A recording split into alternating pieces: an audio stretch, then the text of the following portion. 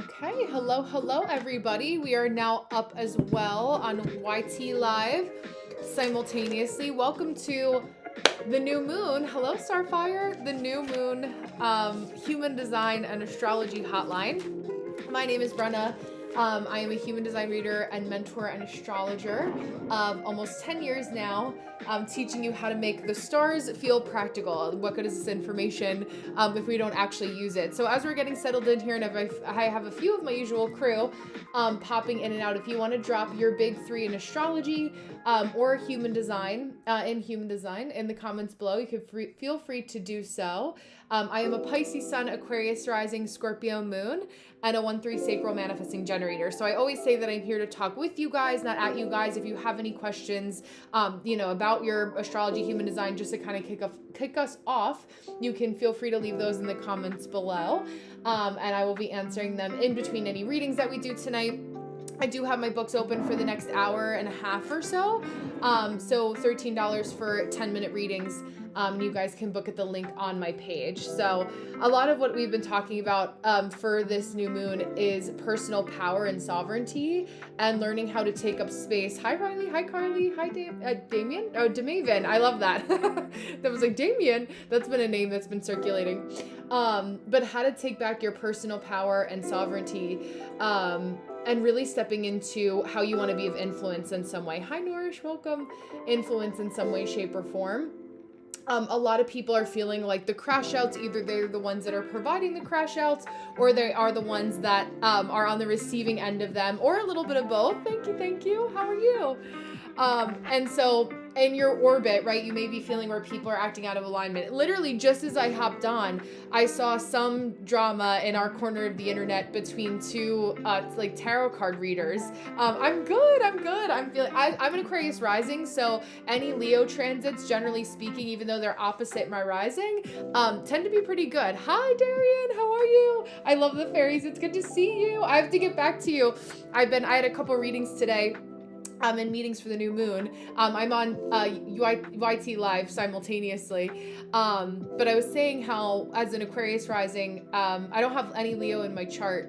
Really no fire at all. We'll give or take an asteroid. But Leo transits feel pretty good for me, so it's been interesting. Yeah, oh my god, yeah. Do you know your profile, your authority, and your energy type, and or your big three in astrology, like your sun, moon, and your rising? For those of you who are just tuning in, because we're just getting started, and thank you for liking the live and subscribing. I appreciate you guys and the follows. If you want to drop your big three in astrology, if you know it, we can just kick off with like a little bit. Yeah, I get it. You're like, let me Google it really quick. I recommend astro.com or astro-seek.com. Yeah, no, you're sweet. I just like to, as the reminder, I'm like, I see you. I just have to get back to you. Leo rising, howdy. Oh my gosh, yes. Oh, well, I mean, this is your time. So I have Leo risings that have been telling me I attract a lot as an Aquarius rising. You guys are my besties. Either you feel like you're totally not yourself. I guess there's three. Totally not yourself and like you're totally drained.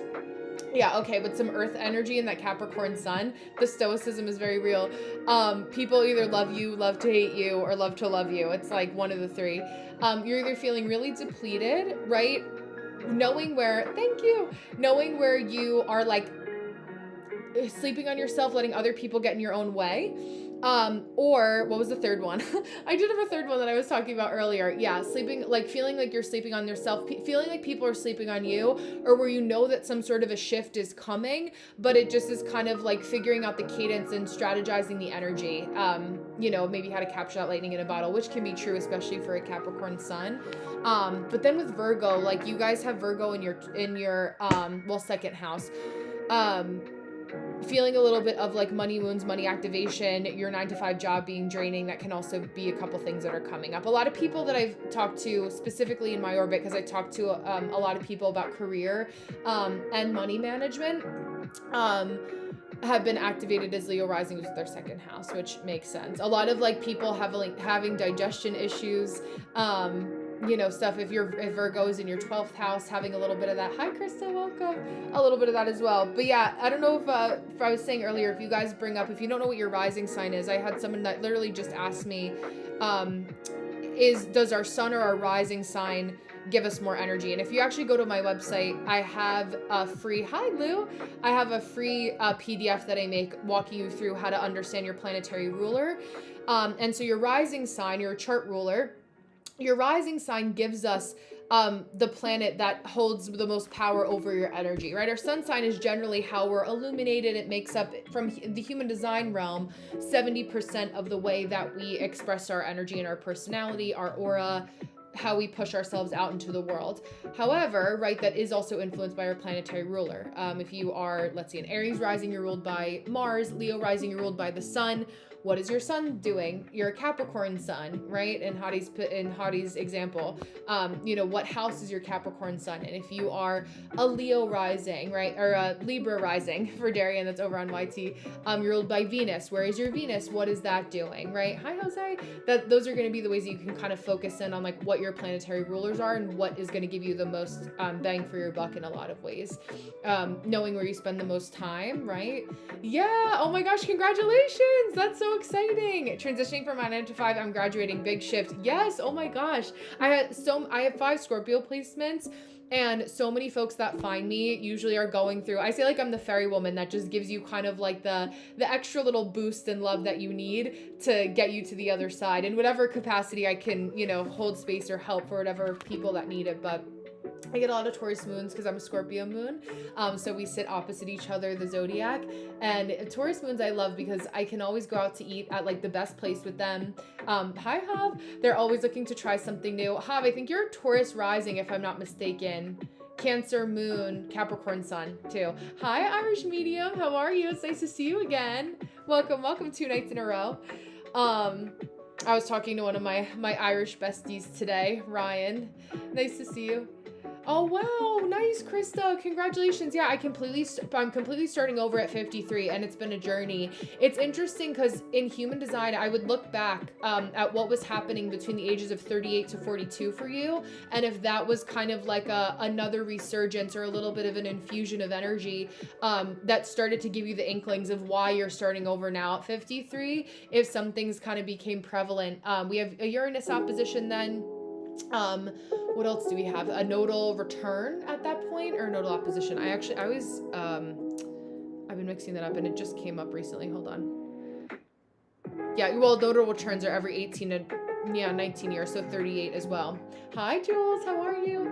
But just the fact that like, no matter when you start over, 2 p.m. I have your chart somewhere, Hob. It's somewhere here in my computer, and or my phone. But no matter when you're starting over, it's so relative because just the fact that you were brave enough to be able, yeah, okay, good. There you go. Yeah, second Saturn return too. Yes, thank you, Darian. Thank you. At 53 around that time. Yeah, it's kind of crazy. My mom had me during her first Saturn return. I just finished my Saturn return. Yeah, no, you literally are as a 6-2 because actually, Krista, as a, literally, you're in the third phase of the third chunk where in human design, it's like 0 to 30 is your first wave where you're actually operating as a 3-2. Then as you evolve into your 6-2, after you hit your Saturn return, you go get a little bit more hermited, like a hermiting energy. Then from your 50s onward, right, until about 80, another phase. I know the phases aren't exactly even there, but until that next phase, you're hitting this energy of like coming up onto the roof again and wanting to show up and show out once more. My fiance is a 6-2. I have quite a few 6-2s in my orbit, which is funny because I'm a 1-3, so I always like with the numerology of it, 3 times 2 is 6. 1 plus 1 is 2. We see the interesting energies there. But the 2 line is what causes you to hermit. And so a lot of it is like, yeah, it's just helpful to know because I'm like, even just telling you that is like worth its weight in gold, right? It's like, okay, how do I feel like I want to, have I been sleeping on myself? A lot of the energy, I'll actually read to you guys the channel that's activated or some of the energy that's activated right now. It's known as the channel of the Alpha in human design. And I just read it in my Patreon full moon. We do a full moon and a new moon manifestation circle together. I call it our little like quickie for the new and full moons. Let me go here. Wait, distracting myself. Pull this up on my second monitor. And it should be open to the page. I love that. The efficiency. There we go. Okay. But just so you guys are aware of some of the energy. Hi, Malia. Oh, there you go. Yes. Second Saturn return, I have my first. Oh my gosh, there you go. Yes, there you go. So your mom also had you during her Saturn return. That would actually be a really interesting study to do. Like how many of our moms or the people that find me, how many of your moms had you during their first Saturn return?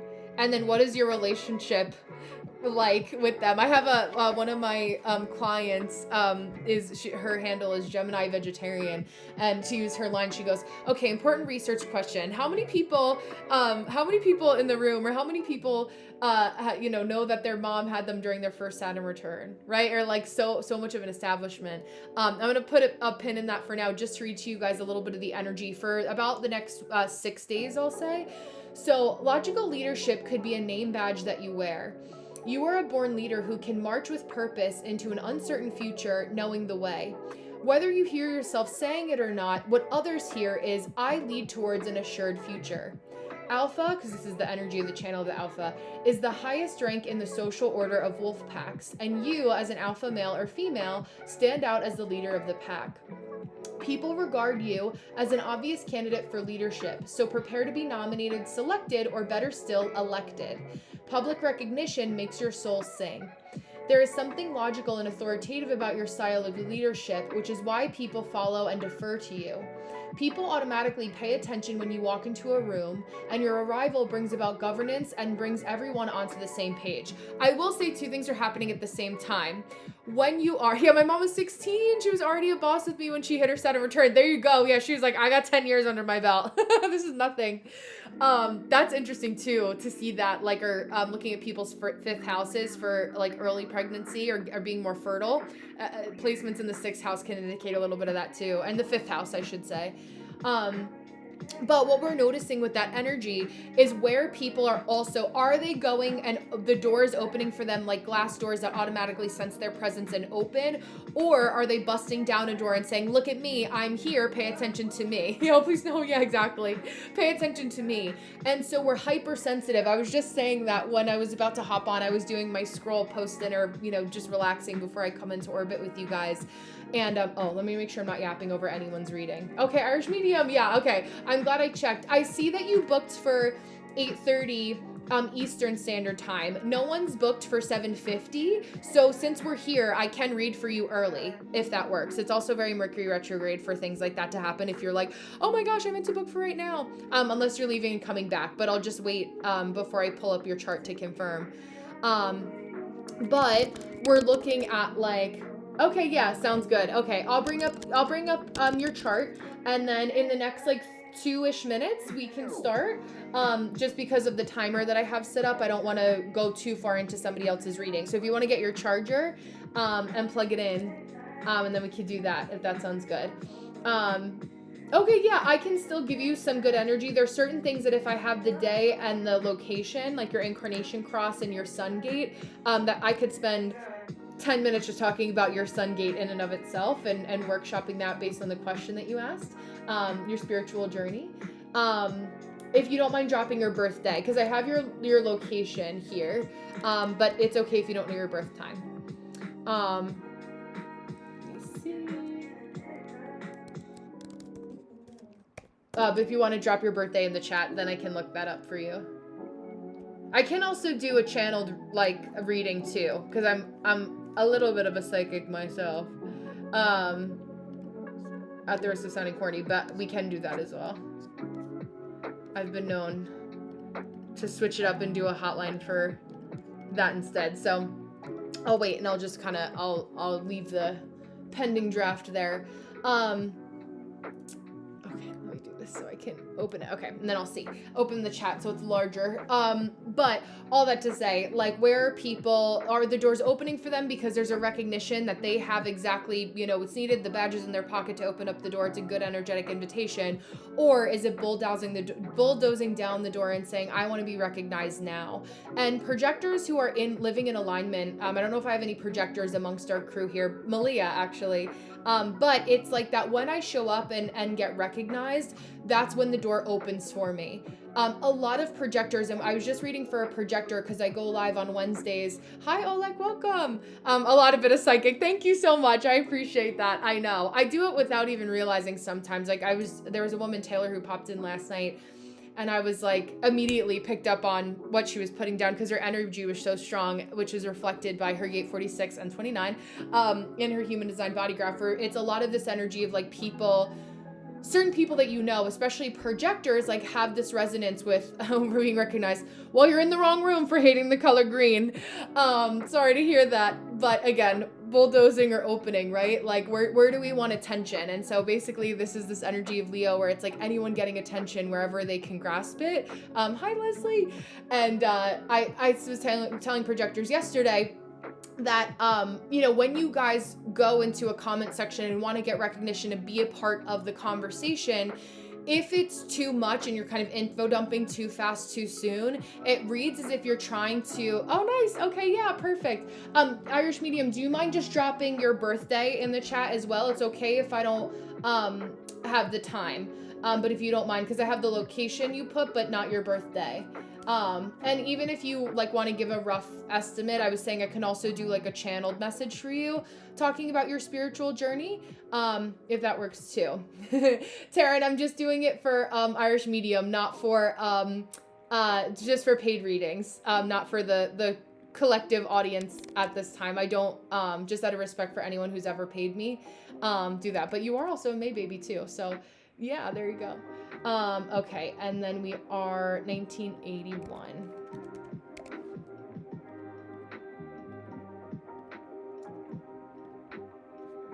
Let's see. I'll put it as an angel number. May the fourth be with you, exactly, and also with you. Okay, there we go. Hi, She-Wolf, how are you? It's nice to see you over on YT. It's a different space, isn't it? It's cool to see like the switching back and forth. Okay, so for Irish Medium, as I start, just so you guys know, for all of my readings, I am protecting your information on the screen over on YT. There you go. There you go. Oh my gosh. Psychic Friends Network. But I email you the link to the recording so you can watch your reading back again and again. So I just like to write the timestamps for Irish Medium. We're starting at 17 minutes, 17:38.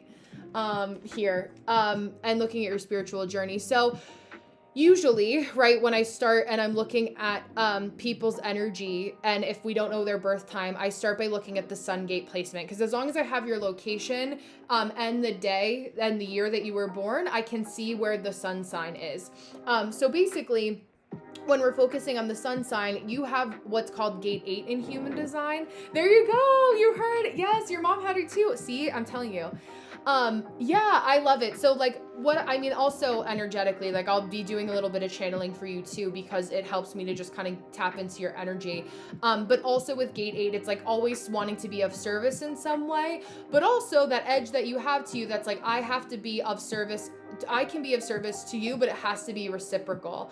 And so there's a huge part of your body graph, right, that also relates to a lot of grounding. Like some things I can intuitively tell just tapping into your energy, like what I know to be true. And it's like, no one's going to make you move unless you want to move, right? And I just had a reading for somebody that I did this afternoon, a couple hours ago. And I'll read for a lot of people that have the same energy. Yeah, that's a defined root chakra. I'll show you just a little peek before I pivot the screen back around, just because you'll have this on screen. Sorry for the motion sickness movement. But this is what a human design body graph looks like, right? So all of these numbers here correlate to your natal chart in astrology. So defined root, also a Sag moon for my other Sag moons that I know that are in the crew here. Defined root chakra, energy comes from the bottom up in human design. So the root chakra, which is known as a pressure center, is basically like what gets you to respond. So somebody like an undefined root center is basically, Taryn, I'm just going to ask that you hold off for a moment. I was just saying that I don't read for anyone else in the live. So just because of Mercury retrograde, it's been a little bit squirrely, and I just like to hold space. Hi, Marcy, for Irish Medium to be able, that's okay. I just, so I don't get distracted and hold space for her reading. So thank you. I appreciate that. But with that being said, for you Irish Medium, it's like that, it hits hits that wave of energy, that waft of energy that comes up first. And then there's a stopping point where you say, okay, I sense this. It's like a ping against the shield. And you say, like, what was that little energy ping? Like, what was popping in there? What was happening there? Hi, Jennifer, welcome. Like, I noticed that, but like, it's just kind of like a bug on the windshield. And then you decide, gate of contribution, how you want to be of service or not. You also, like a couple other 5-1s that I know that I have in the group here, also feel as it's like past lives is a lot of witchy activity and witchy behavior. So anyone who's a 5-1 in human design, you guys can really feel that, where it's almost like and you may or may not experience this. You may be on the like shift of another day, because you're right. Hi, Nini. You're right on the line as a gate 8 person. But when you have a gate 5, and you let me know if this resonates with you, because this is, again, birth time comes to play. But if you feel like almost like you're meant to be seen, but there's something that feels unsafe in being perceived by people who feel like they have, hi Holly, not your best interest in mind. And also you may be more interested to talk to the dead medium, right? To talk to other people, to be a conduit of information versus talking about yourself. It's like, you give me the context and I'm not interested in talking about myself. I'm interested in talking about you and how I can be of service. But within that, right, it's like, as if you're paying me, and happy new moon in Leo, and you are respecting that, I feel like it's happily reciprocal, right? That can be a thing for you to pay attention to. A couple, yeah, okay, cool. So 5-1 for sure. Also teachers, right? Hi, China. I'll answer you guys in between my reading for Irish medium here. We have like about 6 minutes left. So I'm not ignoring you. But when we're looking at your chart, right, you also have an undefined throat chakra. So I wonder if anything with the thyroid, if your throat feels tight, if you get verklempt, or also as a medium, when this comes through in mediumship, it's like, no, you're good. It's fine. It's Mercury retrograde things. I'm like, I can feel how much potent energy is here. And my people have been reaching out to me today. So I'm like, I feel the messages. I want to get to all my people in their fair time and hold the sacred space. Hello, She-Wolf. Tonsils removed due to years of issues. Yes, it's like always a lot of adrenalized pressure, or a lot of pressure coming to your throat. Like, as a medium, what will happen a lot of the times is you'll start singing songs or phrases, or get downloads, or just blurt out random words. I also say that you're the people who will, like, 2 things. You'll do the acts of service. You'll like make a curated playlist. You'll make a picnic basket, do all the things, gifts, acts of service, blah, blah, blah, for the people that you love before you actually say, I love you, which is also a little bit of an Irish thing too, if I have anything to say about that. In my Irish family, it's like, I'll do all the doting, but the I love you is like very reserved for specific occasions. You also have the channel of community in human design, which tells me that you grow up very differently from the way that you are raised. That's also from your design side, where actually are the planets of this. So it should actually match up. Mars would be in its select spot, and then also the moon, give or take, because the moon does shift signs every 2.5 days. But yeah, I guess so, unless you're in a gate 5 moon. Yeah, oh my god, I know, you're like, don't say that. Hi, Johnny, welcome. It feels really overwhelming. So basically, like, you feel alone even when you're within a group of people, Irish medium. Like, you're aware of like this healthy sense of detachment, because you're not supposed to enmesh with other people and are supposed to lead by example, which is also very 6, Tauran energy. It's Gemini, Taurus, shared energy there. Cusps do exist to some extent. Yeah, in human design, I know. I'm an Aquarius rising, so I understand this like so much so. And also with your Sag moon, there is a part of you that you like people to be able to rely on you, but depending on you is a different story. It's this energy of like, I want to be able to teach a man to fish, and you can feed yourself your whole life, not, stepping in. And I think you're probably like me in a sense where I'm like, okay, I want to read for people who are like, I got it, Brenna. I got the advice. You've given me the motivation. Now carry it out and move on. I'll see you guys a month from now. I'll see you guys next week if you need progress. But I want to know that there's some variation of energy work that you've done, because I can only hold the container like this so much. And I'm giving you the window, but you have to run and press the button. Why are you dragging your feet, right? Like, I need a little bit of a at least friendly jog, right? Like, just show some momentum to move forward, especially when you're doing mediumship, because your body is literally being used as a medium, as a conduit, to be able to channel through you. And it's like, I was saying this to another fellow light worker of mine earlier, where I was like, even when you're sitting on the couch and people are perceiving you as being relaxed, as a medium, like yourself, right, especially with that Tauran energy that you hold and the groundedness in other areas of your chart, also your gate 46 Saturn placement, it's like people can see you hanging out on your phone and they assume that you're not doing, energy work in the process. Meanwhile, you could be reading a DM that somebody sent you, or an email. Maybe you email clients back and forth, whatever your process is, and they don't realize how much it's like whom, whum, whum, like a radar that's running through you all the time.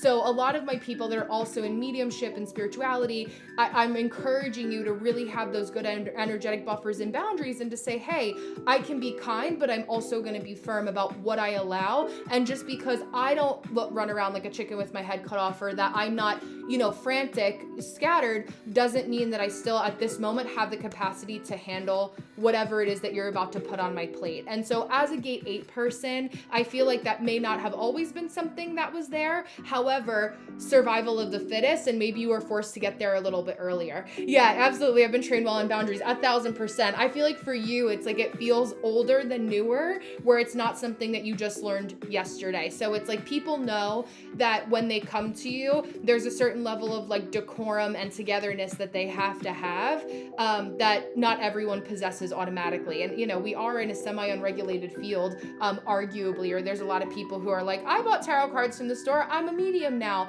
and there's not a lot of spiritual hygiene. Again, I was saying earlier, there were a couple of videos that were showing that, where there were two tarot card readers, going back and forth. I didn't really look at too much of it. Hi, Erica. But it was basically like, they didn't ground before they read for me. And I was like, listen, I get it. But you have that in you. You also have gate 14, which is a grounding element for you in your left angle cross of uncertainty. So there's Scorpio energy, Scorpio qualities, talking about the deep, heavy, dark shit that is actually very grounding.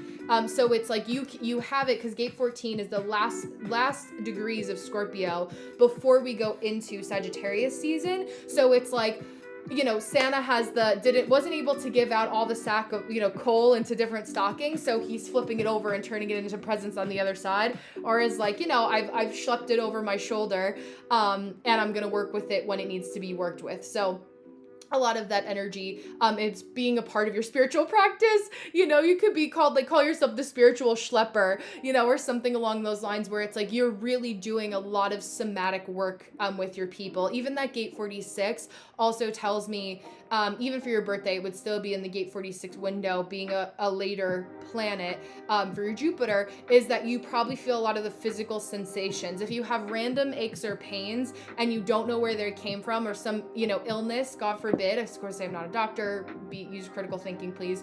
13 people here right now. You're probably picking up on something. It's like, the person next to you at the grocery store, their mother-in-law's dog's father, like something crazy. Like it really does, you're able to peel back the layers and go so much deeper than just like, I only have had like 2 mediums that have been able to do that for me, where it's like going past the initial standard grandparents. And I think that is a testament to like your lineage in this work. It's not just something in your human design as well that was like, you're just doing it in this lifetime, but something that you're pulling from a lot of ancestry work. And I will say too, that I feel like a lot of the mediums or people that work in this realm, have a lot of like, it goes back and it goes deep. You go deep, right? You can really get down in the dirt with people, and lean into that. I think a couple things that I'll leave you with in the last, because no one booked right after you. I do have some spots open for the next like hour or so that I'll be on with you guys. But when you are asking yourself, where should I go next, right? You're a generator, so refine it to A or B, black or white, yes or no questions with your spiritual journey. Do I want to be more in person? Do I want to be online more? Okay, I have that answer, right? You're going to be able to tell pretty quickly, or if you really need help, record yourself saying it. Talk about doing mediumship work in person versus online, record yourself, then watch it back on mute, and pay attention to what your body is doing as a generator, because you're really somatically tied. What makes you I move around a lot and I shift a lot because I'm moving a lot of energy as a sacral manifesting generator. So I'm like, okay, I gotta get it out because I can't run down the street with you guys. It's like that energy. Yeah, it's so helpful. It's so helpful. That's a tip that's been around in the manifestation community, or just like energetic work for a while. But I really give it to my splenic splenic authorities, my sacral authorities, or my generators and manifesting generators. Because you can watch physically what excites you more without exactly listening to the words. Then when you're able to clip it, then unmute it and go back, and ask yourself specifically the vocabulary word, especially manifesting with this new moon in Leo. What is going to make me feel satisfied as the Irish medium? Versus what about what I'm doing right now is making me feel frustrated, because that is your not self theme and how you know that you're out of alignment. That's a good tip for any generator or manifesting generator, again, or splenic authority that's in the group. Except for splenic authorities, you guys are either going to be manifestors or projectors. Manifestors, your signature is peace, your not self is anger. Projectors, bitterness is your not self, and then success is your signature. So it's like, what's the target you're trying to hit versus what are we trying to get away from? I will tell you, Irish medium, and for any of my other MGs and generators in the crew, that every single day, I've been doing this for almost 10 years now, 10 years. I feel frustration in some little capacity every single day. Now it's silly things, like I feel frustrated that my coffee's cold. I'm a hot digestion person in human design. I like my stuff warm. That just means I'm gonna warm my coffee. I don't feel like a nice coffee right now, right? But it gets less catastrophic over time when you learn to do what's called deconditioning and are really coming back to center. It's true, and that's how it's just the little pivots. Like, we don't live in this community. Hi, spiritual. We don't live in this community. We don't live in this world alone. So when we learn to figure out how we can control the things that we can control when frustration comes about, it lets us not push out and project onto other people. A lot of people, and I don't feel that for most of my people that come through, but a lot of people are like, I feel frustrated. Whose fault is it? Which one of you? Whose fault is it? But it's really, I feel frustrated. What can I do to feel satisfied? I feel bitter. What can I do to feel successful? I feel angry. What can I do to feel peaceful? Is it get away from this person? Okay, my bad. I'm not going to surround myself with that person anymore. I can literally get up and remove myself. There's a coworker of my fiance's that literally was at, and my fiance tells the story, he's an Aquarius, and a Sag rising, so also likes freedom, like a fellow Sag moon. And a lot of my freedom seekers here, a lot of people wanting to just not feel like they're micromanaged. We share that, I think, as a collective energy. But basically, he was like, talking to somebody, and this person was kind of going on and on and just not, giving a lot of extraneous detail. And he just goes to the guy, I don't want to have this conversation anymore. And was like so lighthearted about it. And like, imagine the freedom that we could have in our directness if we just said it in a kind way of like, I'm just tapped out. Right? And it's not, take nothing personal, even if it is. It's like, if we are just honest about how I feel, I want to go home. I can't be here anymore. I've got 5 minutes left in me, before I have to go home. It's just like, wow, I actually appreciate that person said that to me. I don't feel like I'm holding them energetically hostage. And that means that I know that I can, me too. I know that I can do that too moving forward. Right? Like it gives you permission, or the person that you're saying that to, it gives them permission to be the same, right? And then if they have a lot of people that keep telling them that over and over again because they're honest, it offers the opportunity for some self-reflection to be like, okay, and where am I not picking up on some social cues here? Maybe there's a way that I'm not really 33, not really picking up on the energy in the room. Just a couple other kind of like guiding lights and tips that I can give for you guys, because I'm the same way. I'm Aquarius Mercury, like pretty much directly on my ascendant, so I can be like that too. But the womanly aspect of me, and also unmucking, people pleasing, had dulled that sense for a little while. But now I was at a friend's house on Sunday, and I was like, all right, like if we're gonna go around New York City, I got one borough in me, or as we were winding down the night, I was like, okay, girl, I got 5 minutes left. What are we doing? 5 minutes left. And she appreciates that too, right? Capricorn moon. So it's like the directness is definitely there. And again, it gives people permission. Like if I'm dishing it out, that means that I can also take it, right? It's like, let's have a debate about this. Let's have a conversation about this. I say with Sagittarius placements too. It's like, where can I keep my side of the street clean, Yeah, direct communication, exactly. And I think like in our Leo quality, it's like, it's so fiery of us to say that today and be like, okay, just give it to me straight. We just don't have time. Uranus and Gemini, it's like where it's moving, whether we like it or not. So where are we going with it? How are we going in that direction? So thank you, Irish Medium, for letting me use you as our segue there. If anyone else wants to book as we're chatting, I know I will answer China, any other questions that came through now, to continue our discussion. There you go. Wait, let's see. Okay. And go back and forth. Yeah, absolutely. Thank you. I'll send you an email. Since we haven't emailed before, just check spam, with your timestamp, so that you have it. Yeah. Yeah. Oh, absolutely spiritual. I was noticing you. I could feel that you had that potency. I could feel your aura through the screen, and I was like, I need to. Meraki, is that how you say that? It's like I could always feel like a manifester in the orbit. It's like they'll come in a couple times, or I always say to manifestors, thank you, to manifestors, a fun trick for you guys to do. I just got the chills. This is gonna be cool if you don't do stuff like this already. Erica, I see that you booked. If you don't do this already, is when somebody's like walking on the street in front of you, I just want you to put out the energy of like, okay, like I want these people to move out of the way, or just like something like silly, you know, like that seems not so silly that you want somebody to do. And then I want you to watch how they move out of the way, or they're kind of like, whoa, like, where did that come from? What do I feel? Who am I feeling? And it's so funny. I'm a manifesting generator, so that means that I have channels that connect directly from a motor center to my throat. So I have a little bit of manifestor energy. But yeah, it's just a kind of like a fun, cool thing to. Oh yeah, I do that in my head at times. It's so real. Yes, you're repelling aura. Exactly.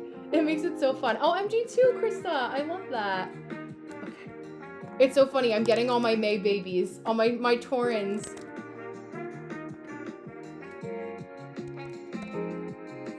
I feel like you're kind of just like watching everyone crash out around you, and you're like, whoa, how do I hold this for my people?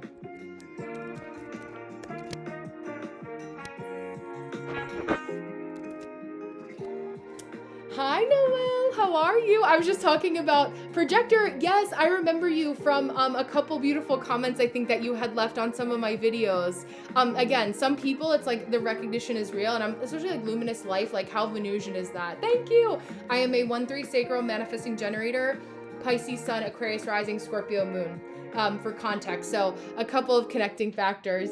Yeah, thank you. I'm shy. No, I get that, but it's so funny because it's like, it's so sacred feminine. Like I feel like even with your profile picture, like it's giving like I'm an art historian by actual like college degree. I am certified in human design, but for college I went for art history, and all of the Nefertiti like Cleopatra goddess statues from the side.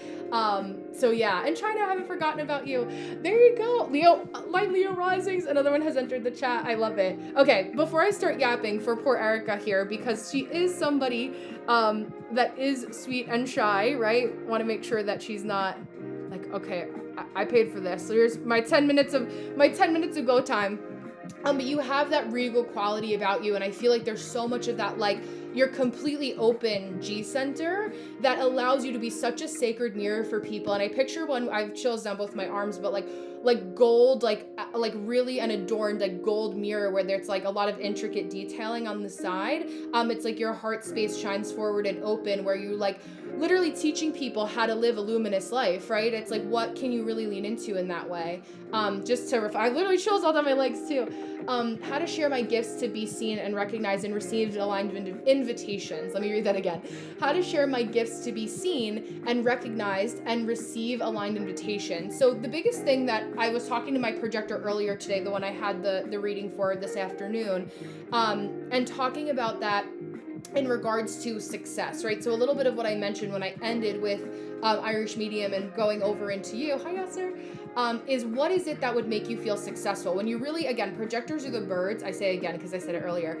When I get a bird's eye view of the situation and I decide who I want to go down to, hi Roberto, in the animal kingdom, right? That is life, where all of us manifesting generators are schlepping and you know, moving things around on the ground. What is it that is going to make me feel successful when somebody invites me? Like if you wrote like a beautiful, like luxurious, in a journal, like what does it look like when somebody gives you an invitation? How do they approach you, right? It's like, I feel like you're working with a higher octave of people, just to like psychically reflect this back to you, where you're with people who are like past the nervous system regulation, you know, where they've already done that work. So there's a level of very Tauran, very Venusian, like sustainability that comes there. Or you're able to pivot them really quickly and be like, oh, like, just kind of give them that knowing smile. A projector isn't like, well, this is a lot and you have to, it's different from the way that I present myself, right? Which is the gift of science of differentiation is human design. So it's like, if you wrote a love letter to the universe and said, this is what my perfect invitation looks like, right? How would you bring that forth? Yes, it's like also in your energy is like working with people who are like celebrities or like high level hardworking entrepreneurs that really invest in this type of work. I always say for projectors, you guys get to charge a little bit more because you don't have as much bandwidth and time to work with people. You just are very aware and you're in like high frequency, and it's that penetrating aura, that penetrating ability that you have. My manifestors will also understand this. You're really leaning into that. So it's like you can only hold that, again, it's like you're holding the door open like this. Even though, again, it's very luminous, to use your word, it's very relaxed, it's very regal. It's like you're still holding a doorway where you're like almost like I think of like a teacher who like there's the spring on the door that closes shut, and feeling that.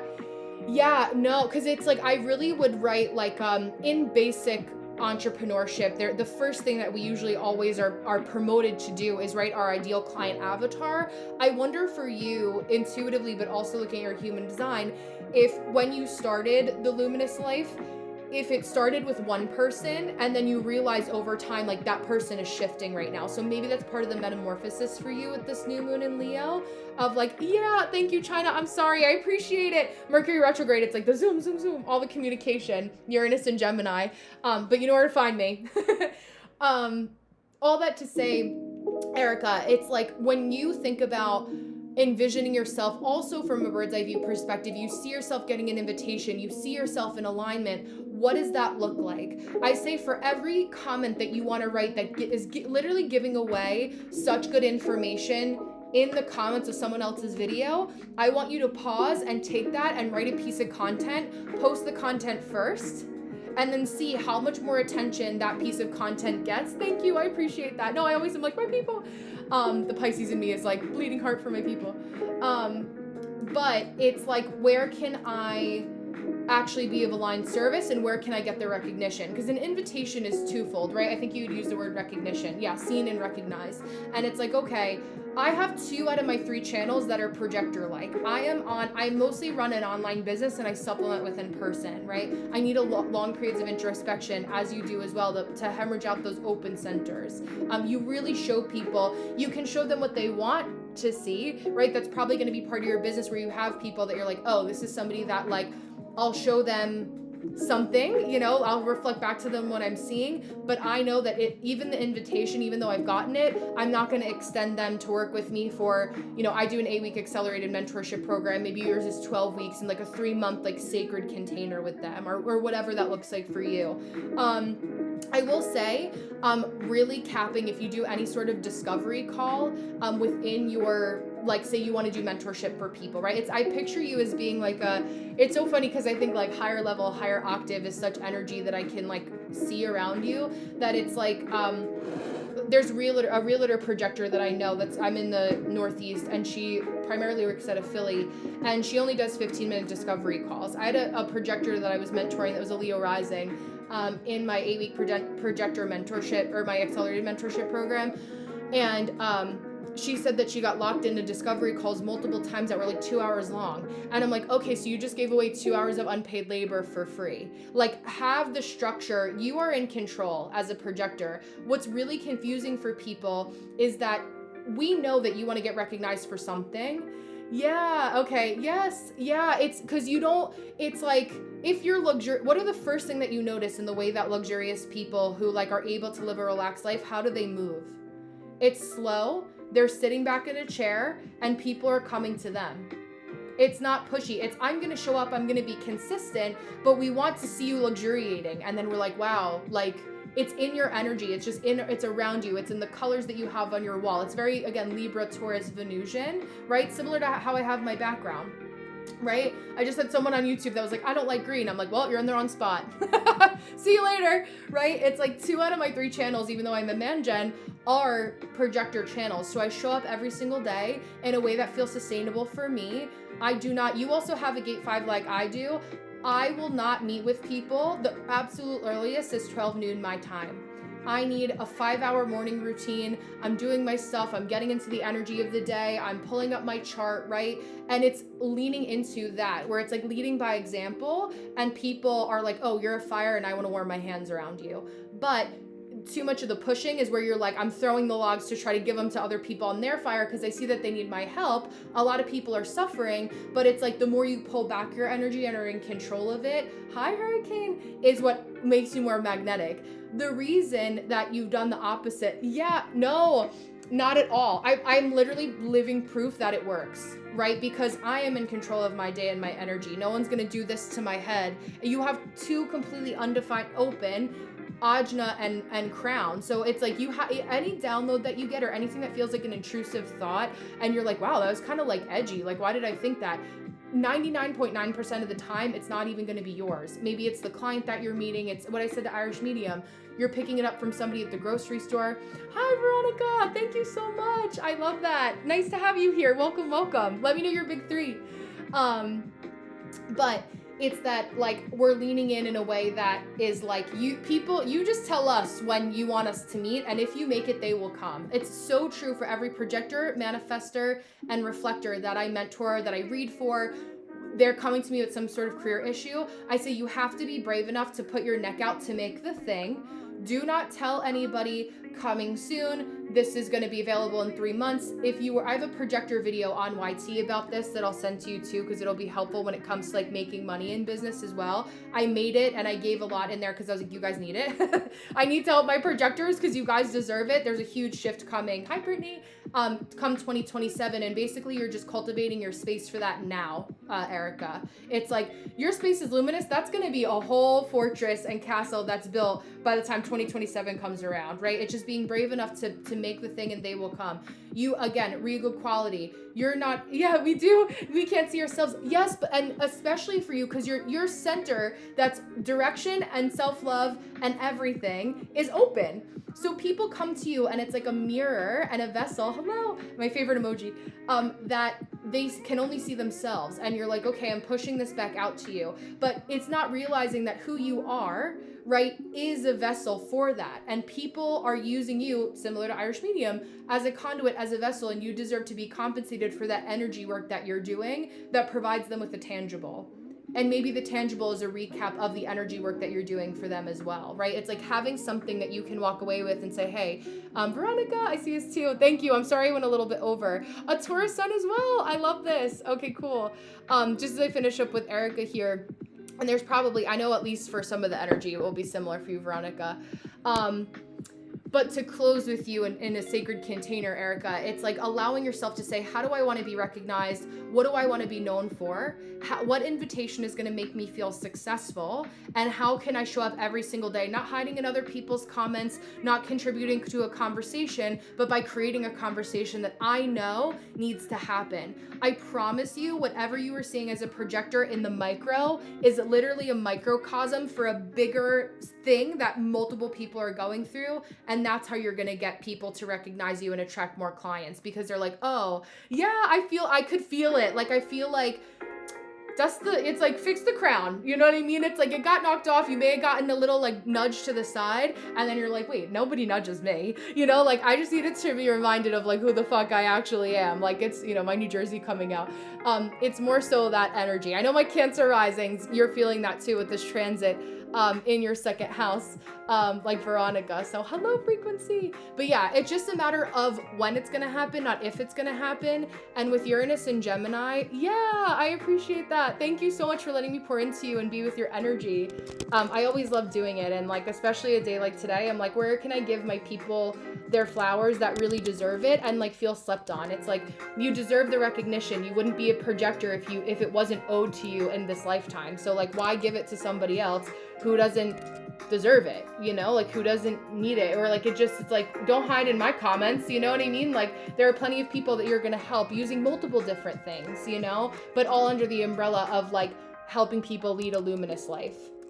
And that can be the people that thing that people come to you for. And then once they pay for you to work with you in a session, that's when you open up all of the, you know, toolbox of all the different tools. But don't overwhelm people, but by trying to prove how much value you can offer them, it's going to be present in your energy.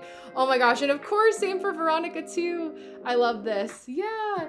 Oh my gosh, yes, I'm so happy. Veronica, you literally, so much of what I just said for Erica, that completely open G center you have as a Cancer rising and a Taurus sun as well, Aquarius moon, Pisces MC. I'm a Pisces sun, Aquarius rising, Scorpio moon. So much energy. Yeah, I'll send you both, for everybody tonight, I send you the recording of your reading, so you have it. Just double check your spam. We're at 49 minutes and 46 seconds for Veronica here. But thank you. Thank you. And also, it's so funny because you're all like bleeding into each other. As your energy. Veronica says, hi, I'm a 5-1 ego manifestor, just learning about human design. I would like to know more all about my left angle cross of dedication, if possible. Absolutely. I know exactly where we're going to start. I can't quite make sense of it in regards to what career I should take or where to trust my intuition. Thank you. Thank you, Kesu. So beautiful Veronica, who's over on YT. One of my favorite books for talking about incarnation crosses is the Book of Destinies. This you can get on Amazon. A lot of you guys have been sweet and have been asking me about an affiliate link. I'm working on it. It's one of the other things that is on my to-do list. But within this incarnation cross sits one of your channels, Veronica, which is called the Genius Freak channel. Very Aquarius moon. It's like, I don't always fit in with everybody. Not every incarnation cross has a channel within it. Yours does, where it's like, if I speak to the people that aren't meant to listen to my messaging, very manifestor too, you have a strong repelling aura, adapting the phrase, not my circus, not my monkeys. I'm also going to send you my 3 things manifestor video. That's just another free YT video to make it easier so you don't have to look through the bowels of my YouTube. But it's like really monetizing your intellectual property. Same for projectors too. I am Hurricane. I am. I'm going back and forth to YouTube. So I'm just starting with Erica now. But I'm going to read this to you, and I want you to think about, Veronica, like whatever idea that you have is on your heart for what you want to do for business. If it's spiritual work, hi Mo. If it's leading your most luxurious life like Erica, if it's human design, if it's astrology, anything along those lines, as a 5-1, you're meant to be a teacher or a guide in some way and really hold the container for other people. Hi Donna. So thinking about that, right? I want you to think about the thing that has felt generally most inspiring. Is it spirituality? Is it like physically helping people in physical therapy? Is it Reiki? Is it massage? And don't let your logical mind try to outsmart you of what your intuition is telling you, right? Especially when we're listening to your ego, your motivation. You have that through the channel of money, which we'll also talk about. So I'm going to pause and read this section because this way you have it in your recording. Left angle cross of dedication too, by the way, when you search for it online. Mark Zuckerberg also has this incarnation cross, and Stephen Colbert. Your life theme is to provide powerful communication that is of value to all individuals. You express your insights for everyone's benefit, with the result that people will seek you out to receive your wisdom and clarifications, monetizing intellectual property. You have a tendency to become fixated on your goal of improving everyone's lives as though it is your duty, either by constantly rescuing people or by trying to oversee and arrange everything for them. Your challenge is to know your limits and let go before you overextend yourself, famous last words. Direct people to find their own strengths and resources so that they can proceed confidently in their own lives. Teach a man to fish and you'll be able to feed him for the rest of his life. You have the potential for startling insights that seek instant expression. Pressure to the throat. Your statements may be profound and sound authoritative and unquestionable, but unless you express them in ways that others can hear, you might find that your audience distances itself from you.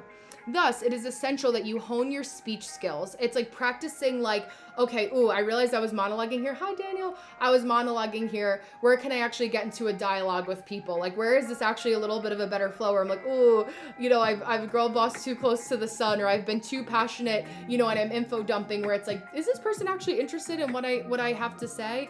And again, it's a not my circus, not my monkeys. The quality of the people that you surround yourself with, Veronica, same for you projectors, is what's going to build the quality over time. It's a numbers game, especially with that moon, right? We spend a lot of time where our moon is. I would argue the most time where our moon is. Aquarian energy is ruled by Saturn. Slow and steady wins the race to find what's sustainable for you over time by putting, you know, we just lay a few bricks at a time. We're not trying to rush and do the whole driveway in one day by ourselves, you know, or the whole walkway. So thinking of it like that. And then Uranus, the newer ruler of Aquarius, is also, but how do I bring a little bit of a funky flair to it? And I think yours is in gate 41. Gate 61, where it's like this energy of Capricorn, in essence of like more Saturnian energy. It takes time for people to understand your quirks. Thank you, Kesu. And allowing yourself to lean into that. When you learn to gauge your effect on your listeners and watch how your speech impacts people, and then combine your speech skills with social skills, you will find a ready audience. You have the means to express complex concepts and powerful insights in the simplest terms. That's where there's a huge resonance between you and I. But it takes practice and perseverance to be able to do this consistently. Your dedication is to uplift humanity, and your concern is to make your insights count in ways that help people grow and be empowered in their lives. Helping people grow, helping people to be empowered is at the core. Yes, I'll explain that in a little bit. At the core of whatever it is that you're doing, right? So what is it that feels like it's the best way for you? What's fun for you as Veronica, because you're pouring out from your excitement, what your ego feels motivated by, to pour out from your overflow. Don't overrule that tiny but mighty ego center with your logical mind. Only 30% of the population has access to that center. So you are somebody that has the motivation to be self-employed, exceptionally so. Right? It's easier for you once you get that momentum and you're setting the foundation. It's like, have the 9-to-5 job that pays your bills so you could build the side hustle sustainably, put extra money in a high yield savings account to be able to accrue interest while you're working through your 9-to-5 job. And that's how it's going to be more sustainable. I know it's so tempting to rip off the band-aid and be like, F this place and F these people. But I want you to take that mentality and just emotionally detach, as a good Aquarius moon can do. Cancer rising is hard for you because you're literally ruled by the moon. It's why you feel like a different person every 2.5 days. So I would get really comfortable with also looking at the moon sign calendar. I use the one that's on AstroSeek, although there's like time passages, lunar phases. There's a bunch of apps and free resources that you can use to follow what zodiac sign the moon is in. I'm going to finish reading and then I'll read that. Yes, I'll talk about that in a second. One paragraph left. Sometimes you have to be on hand to assist, and at other times you have to stand aside and let people grow in their own way, knowing when you're outsmarting people the lessons that they're supposed to learn. You have the means to introduce people to a whole new ways of experiencing their lives through the power of your voice. When you are clear and balanced in your own life, the quality of your voice will hold people's attention. When you are pressured or off balance, it can be very hard for people to hear you. That's a little bit of what you just said. It is as much in the tonality and the pitch of your voice that gets your message across as what you have to say. Your words can cut right into the essence of life, but timing and tonality will determine if the words will be readily absorbed by your audience. This is where I say, like, for you as well, Erica, and for anyone that has an undefined or open G center, I want you to create an avatar in your head of like the best badass version of yourself. And I know that sounds like a corny millennial cliche, but like I'm a millennial, so it comes out every now and again, where it's like, what is the best version of yourself, where like, if I am like fucking killing it at my craft and like this is what I meant to do, what is that avatar and how does she speak? And in a moment when you practice that, you're able to drop into that and bring that timeline closer and enact as that version of you in real time. Right? And so that is a way that you can drop into your specific manifestations with that sooner. It's so helpful. In short too, retrogrades aren't going to shift as much in your human design body graph besides the specific degree. Like now that we have Saturn going retrograde, it'll be later degrees of Pisces, right? Versus early degrees of Aries. That's the short version of it. Nothing as much with like crazy aspects, although that's like human design PhD level, but it's nothing that's like, why can't I see that it's retrograde? It's not as much of a big deal. It'll be more prevalent in the overarching themes of the channels. Last few sentences for you, Veronica. Your words can cut right to the essence, but your timing and tonality will determine if those words will be readily absorbed by your audience. When you're in tune with your life, your spoken insights have the potential to bring huge transformations. When you are talking out of turn or just blurting things out, no one will listen. If you pay attention to your energy type and authority to know when to speak, you will have the greatest fulfillment watching powerful transformations happening all around you. When you download, I want you to get literally even Notes app or voice memo in your phone, or the old school recorders that are USB you can plug into your computer. And that ego, you're motivating, you're pumping a lot of motor center energy into your throat. So it's like, where is this supposed to be shared in an Instagram post or a piece of content on TikTok? Or am I meant to reserve this and save this for a bigger concept that people pay me for? Because this is what I've done so much of my energetic work for, and I deserve to be compensated for that time and the years that it took me to understand that. And if people want me to do it for them, then they've chosen me as that person, right? And that's okay. We're collaborating together. I deserve to be compensated. It's been Astrology HD and MBTI. I've seen a lot of patterns in the three systems, 1000%, that feed into each other, but I'm afraid to speak up and be seen as too strange. I've carried the typical black sheep energy. Listen, there are people, yay Mo, absolutely, yes, I'm still here. I was just a little bit over, so thank you. Oh yeah, okay, we have time, because you did, yeah, good buffer time. Okay, this works. What am I at? But to finish up in the last minute or so with you, Veronica, the people that are meant for you won't care. I will say this, and it's been a big mantra that I think is helpful for all my Leo placements, my projectors too, or anyone that just feels sensitive to being seen. Yay, Hurricane, thank you. It is safe to be seen by people who don't fucking understand you. It is safe to be seen by people who don't like you. It is safe to be seen for people who don't agree with what you have to say, right? Especially if it's online. Do not feel ashamed and making the block button your best friend. You can also go in to privacy settings and block certain words that trigger you. If you don't want people to dump about certain things that have happened to them in your comments because it's a trigger for you and you don't need a luminous life with that energy, write that phrase in there and it'll block the comments so you can filter it and you consent to what people are even commenting on your page. Don't let anyone feel like they have to run your head around and drag your head around in the comments, right? Until you flex that muscle of learning that. That's specifically a TikTok thing. I don't know. You can do it actually in YouTube as well. But as a manifester, it's like, and a 5-1, it's doubly sensitive to being sensitive to how other people are projecting onto you. But literally what you teach us is how to alchemize that so fucking quick in real time, right? Such sensitive volcanic crybaby at times. Otherwise, yeah, it's so helpful. It's so helpful. So much work on emotional regulation has helped folks take me more seriously. Yeah, because like I would look at Aquarius moon days. I would also look at Cancer moon days. And maybe every 2 days, 2.5 days that the moon is in Cancer, you take time off. I would also, being somebody that has a period, also look at cycle syncing, because it is so tied to being a Cancer rising that like looking at all the cycles of your life. Cancer is about nourishment. It's about femininity, tapping into our feminine essence. The book I would recommend for that is Woman Code by Alyssa Vitti. I worked with her when I worked for a company called All Bodies. Yeah, it's so helpful because like what my 12th house is Capricorn. When the moon is in Capricorn, like this full moon in Capricorn, I felt better because I did the work ahead of time, but I knew that the moon was going to be in Capricorn because it's my job to know that, right? So I also say for you, it's helpful to know what the moon is doing as a Cancer rising, so that if you're like, I am going to crash out on an Aries moon day, or every time I look back when the moon is in Aries at these moments in my life that I remember were some of the most emotional days in my life, I guarantee you there's some aspects with the moon sign or something that was going on there, right? Talk about helping Cancer risings. Live a luminous life, Erica. Feel free to use that with your clients, right? It's like, it's helpful because it's like, how to avoid the crash outs because you can kind of predict when they're happening. We can't outsmart every single lesson, but we can do what we can in our corner of the world to feel peaceful, right? Instead of angry, because that's your not self theme.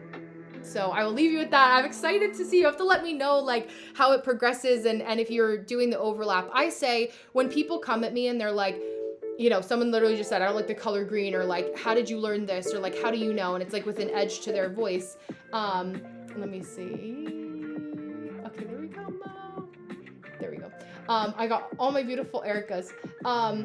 But you know, they're like, well, I don't believe it. Like, oh, please, stars. Like, is this satire? I had someone that literally commented in my YouTube short, and they're like, is this satire? Like, I don't even understand what she's saying. You know, talking to themselves in the comments. Like, no one's even paying attention to what they're saying anyway. And I was like, I look at the person's profile and I was like, pack it up, Kate. You know, and then people are like too uneducated to even know that I can see their government name. And of course they never answer, but I'm like, you're like, you are actually sat and watched my whole video and gave me the views. Like, thank you. Yes, kids, yeah, exactly. Planned crash outs for my Veronica over on YT. Planned crash outs have been life-changing. A Cancer rising. Yes, it's so true. It's so valid. Thank you for saying that. But literally, it's so helpful.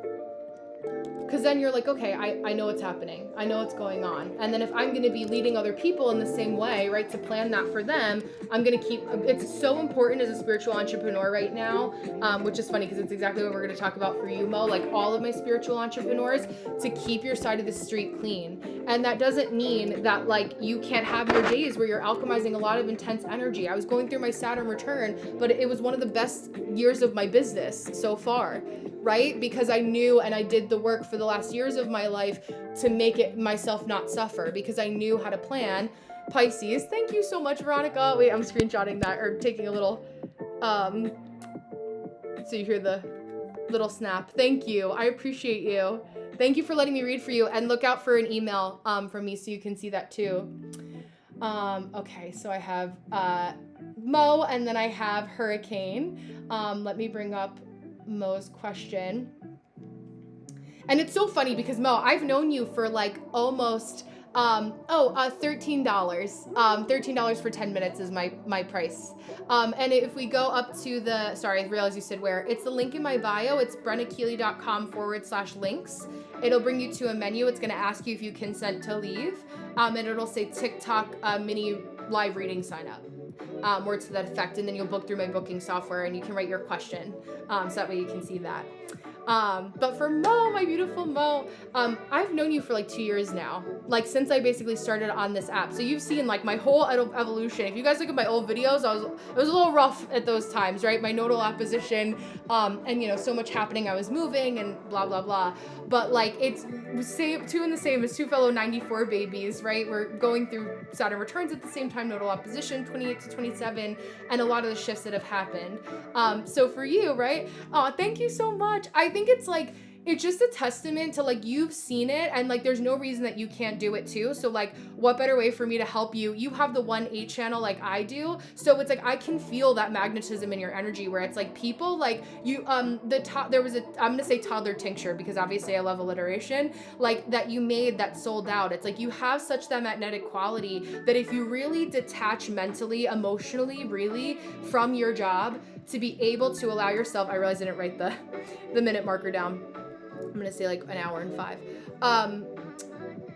You have that. Like you can sell it. Like that's what that channel is for, because you love what you're talking about. You love what you're doing. I'm going to read this. Wanting to leave my job, boss, that I've been complaining about for a few years and haven't left yet. So silly, I know. It's not silly in this economy. If the money isn't falling off a tree for you, don't beat yourself up about that. I'm not looking down my nose at anyone. That's not like, I'm just going to do it. Like, that doesn't work for everybody. Especially with your defined centers all in a row. You're like, I'm going to think about this logically. You know, like, don't let anyone beat that out of you in the spiritual community. And especially if it's some lady who's trying to sell you, you know, a $5,000 coaching course telling you, you know, you can snap your fingers. Like, the spiritual discernment is very real.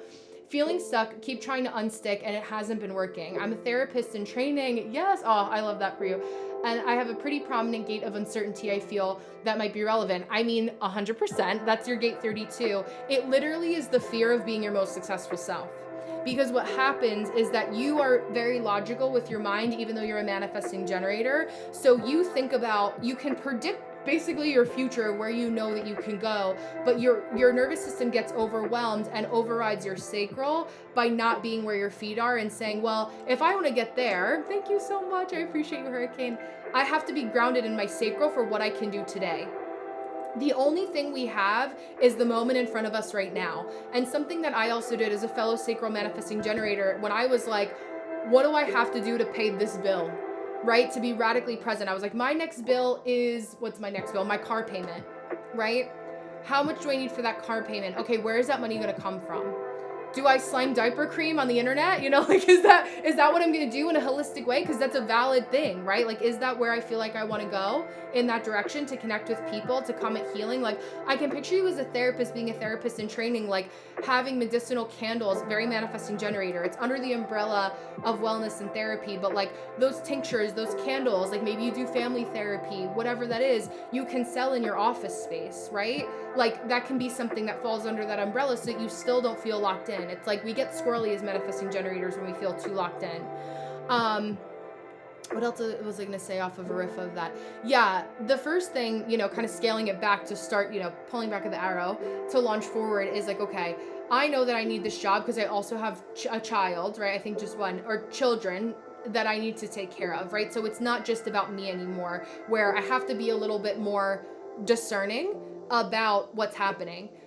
You're also a gate 28 sun, which is, you're not only dealing with the fear of uncertainty, but the fear of running out of time. So it's like, time is very, like, you're just very aware of it all the time, right? So it's like, oh my, basically the underlying fear is like, I don't know how much time I have left. You know, I'm not gonna exist in this physical body in this plane in one day, but that's what makes you stay stuck. But it also is what causes you stress and like leaving. And then it's like this weird, like back and forth. So now, right, it's like, okay, when I really think about today, and I'm radically honest and logical about where I'm at, this is my Aquarius rising coming out, I'm radically honest about where I'm at. Do I still financially need this job? Because I don't see the reality of money in my bank account or a consistent amount of money coming in from my side hustle that really is to be my main hustle, right? Am I putting money aside in a high yield savings account? Yeah, exactly. Like I feel that because I've literally have been there. Like I literally have been there. It's taken me 10 years to build this because in my manifesting generator, I'll tell you, I graduated school with a degree in art history. I didn't want to stay in the library all day, so I worked for arts and music management. I was doing that for what was called a fellowship, so I was only employed 9 months out of the year. So I got a job at a call center for insurance that I was doing simultaneously. I left the job in the city in Brooklyn, arts and music management, and for that one position when I was 24.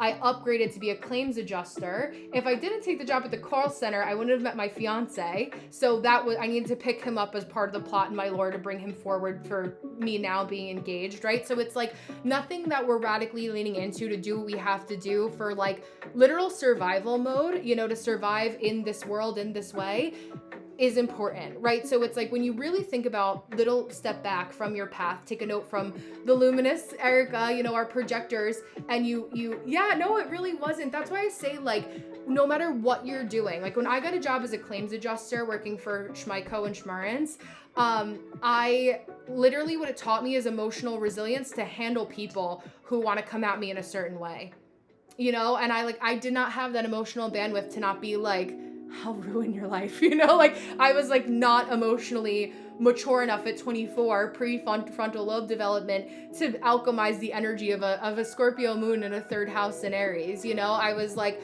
I didn't have that, and I needed that backbone to really launch myself for, you know, the next years moving forward into the business that I have now, right? I know. It's like, I just know thyself, you know, with all of our Scorpio that we both have. I have 5 planets in Scorpio as well. You have quite a few yourself, right?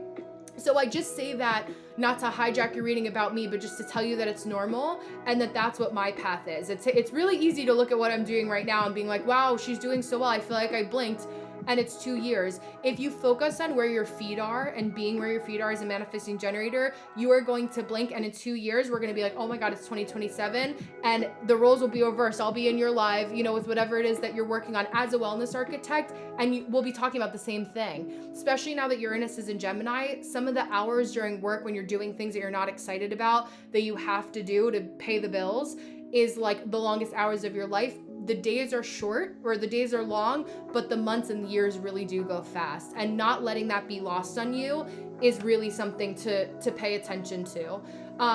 A lot of that, right, is like you are so aware of where you're going and holding the container of a lot of money. Dragonfire 333, I love that, hello. Of holding a lot of money, a lot of abundance. But why it's taking slower is because the universe is putting it in your path to help alchemize that uncertainty so that it cannot get taken away from you.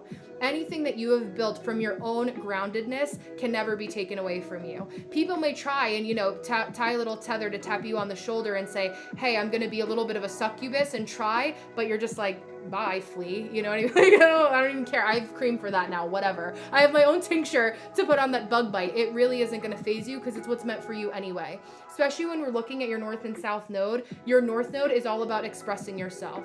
Taurus, south node, what you're pulling in from the other side, right? The lifetime before this, your past lives, your remembrance, is that you do need the security. It's not just foundation, it's like bedrock level that we're talking about. And it's like, okay, the more you don't listen to say, like, I do this, and I'll give this tip to you as well. It's also going to help the 6 too.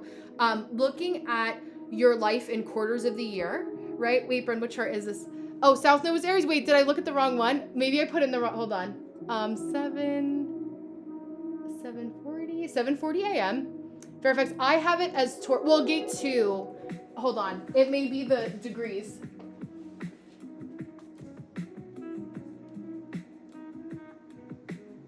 So in human design, it's pulling up as it would be, gate 2 would be a 13 to 18 degree Taurus south node. Yeah, I have it. I don't want to read all of your birth info. Oh, wow. Okay, hold on. It didn't pull up. Let me switch.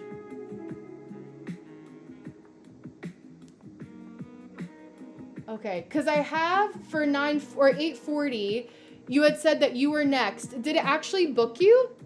Or did I just read for somebody else? It was accurate for your energy, but I'm like, who is Erica for 8:40?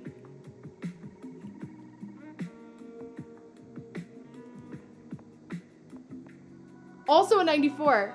Yeah, oh my God, yes, absolutely. Well, you're welcome. You're welcome. I'm sorry, Erica. So we're like 10 minutes behind. I thought that Mo was like a fake, like it was not your government name. So I was like, okay, like I won't give, who is Erica in the chat that was kind enough and was like, oh, I'm just letting it flow. This is how Mercury retrograde is this in real time. Everyone will get their 10 minutes and it is recorded, but I'll go in a row here. If you want, you can also just Cash App if you want to do the 13 for Cash App instead. Just out of fairness for everybody. But let me know who is the Erica? No, you're fine. It was meant to happen, right? Because whoever was Erica either left or came back. Because I read their question, but they're also not here. So I'm like, maybe something happened or they booked for, wait, watch this. They booked for like another day. No, today's the 24th. Because I have Hurricane, that's going to be next. Okay, yeah, there we go. I mean, I guess Erica wasn't even here, so it worked out well. I mean, what's nice is that because you're also, wait, there we go, in Aries. It still applied because I know you. I barely looked at the chart to be fair, but maybe different placements, but it's still at least aligned with what had to happen. So thank you, Erica, whoever you are. If you do come back, it's a different Erica. That's why I was like, I got all my Ericas. You're probably like, what is she reading? Like, this sounds like me, but like, what's happening? It's so funny. Hi, Chris. I'm probably gonna be on for like another hour. I was like, is that supposed to be tonight or tomorrow? But that was funny. That was so like divine timing with how that happened, Mo. Oh my gosh. So we'll see. Maybe somebody gifted you, but I will read for whoever Erica was. Maybe they're like, I'm going to come back. You're so sweet. No, you're totally, thank you so much. I appreciate that. Okay. So let me bring up Hurricane's chart and we're flowing with it in real time, guys. But I feel like, I mean, honestly, the core of so many messages that, like, I always say that we all have a red thread that really runs through us, like, all at the same time. And a lot of what this transition, like, claiming your space, claiming your power, like, letting go of the toxic job, you know, the things that, like, you don't want to be doing anymore, and paying attention to that. Oh, wait, yeah, there you go, Erica. Oh my gosh, this is so funny. There we go. Okay, there, you're like, over here. Oh, Erica, okay, I'm so glad. There you go. I'm responsible for my partner. He is in school and our 2 pets. That is so funny. So I basically, like, you guys had so much of the same energy. I have like chills right now. That is so crazy. You're like, I was talking to you, but I was really talking to you. Erica, thank you so much. I'm like, wait, where'd you go? That is hilarious. Yes, my Dola. Well, thank you, Erica. Let me know if you have any. I wish it pinged me over on YouTube. This is what I get for dueling at the same time. Being at the same time. Oh my gosh, yeah. You know what's crazy? Hurricane says over on TikTok, my mother's name is Erica. That is so funny. See, it's like all the Ericas. Electric Ericas at the same time. Erica, let me know if you have any other questions or if there's anything else that you wanted me to talk about. I'm sorry that I was looking over here and your poor you was over here like, hello, why aren't you paying attention to me? But the energy, the Genius Freak channel also really does apply, right? And leaning into that. But how funny the synchronicity of insurance and all of that too. That is so crazy. My brain is like catching up to what just happened. Going into the reading vortex. But let me know, Erica. I appreciate you. I'm sorry. Okay. There we go. So for Hurricane, let me bring up the minute marker here for you. So we are at 1:19:06. That is hilarious. So all the Ericas have entered the villa. Okay, but pouring into beautiful Hurricane. So General. No, I appreciate you. I'm excited. And again, I will email you guys my Ericas, all my Ericas tonight, all the Erica adjacent folks. I will email you your reading. So, and I'll send you something, a little extra, Erica, in terms of an audio message for you too, just for the little bit of the snafu for me looking over here. But you also, Hurricane, have an undefined G center in human design. So much of it's been interesting. Like when we see the consistent themes, so much of the consistent energy for all of you guys tonight has been like opening, like a cracking open of your energy and really being like, okay, what are people seeing in me that I can reflect back to them? But how do I not take it on as my own energy, right? What is it that you're seeing in me that I'm not actually there? You're welcome, Erica. Let me make a note. Hold on.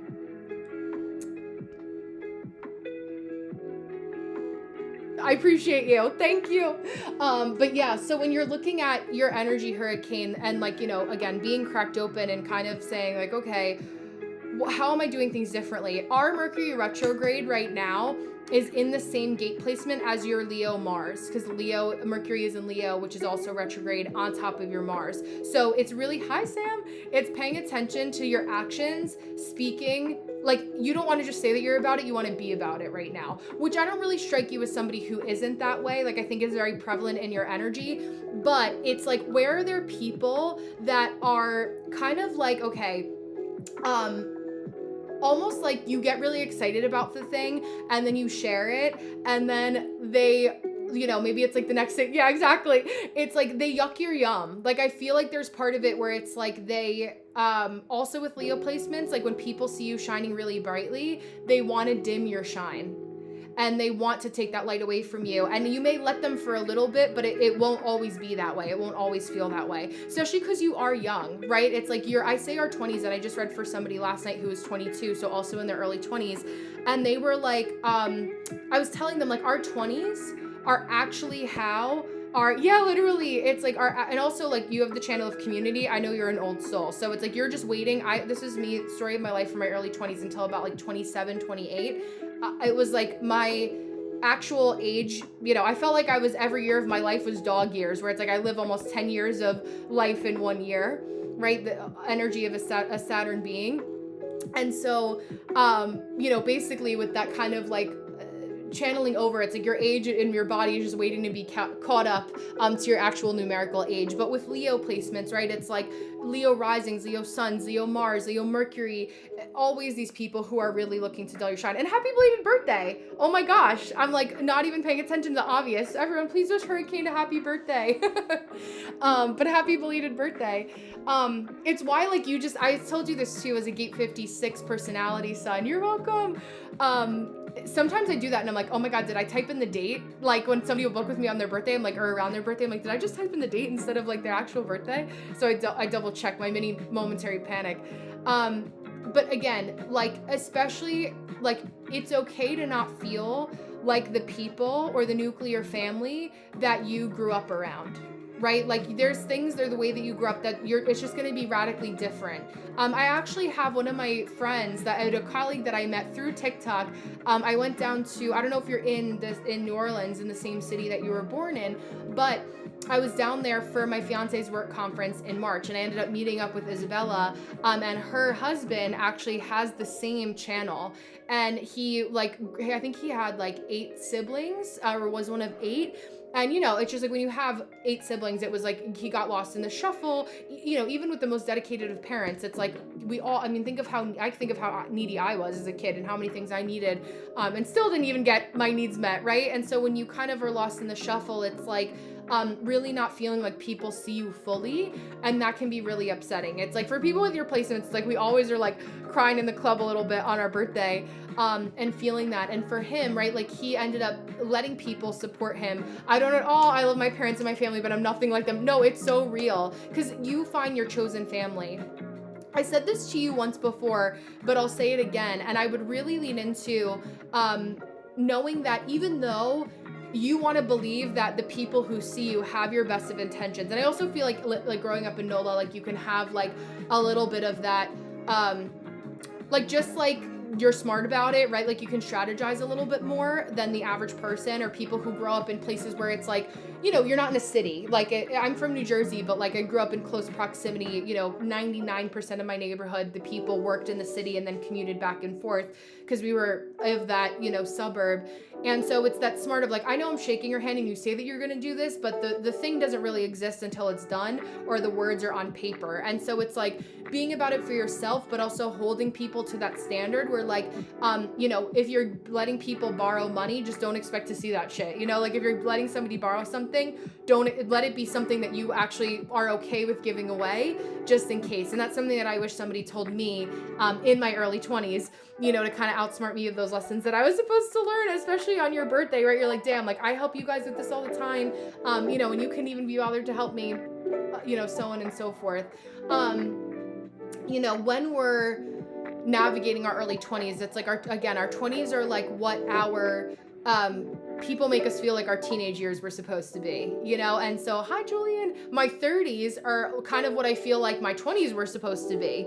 Also has a little bit to do with my personal chart, but I know because of your Saturn aspects that you probably don't feel that dissimilar. It's like allowing yourself, okay, yes, yeah. You know what happens and has been happening around this time, Kay, is that if somebody tries to book at the same time, my payment processor, it was 9 o'clock on the dot last night, that the same thing was happening.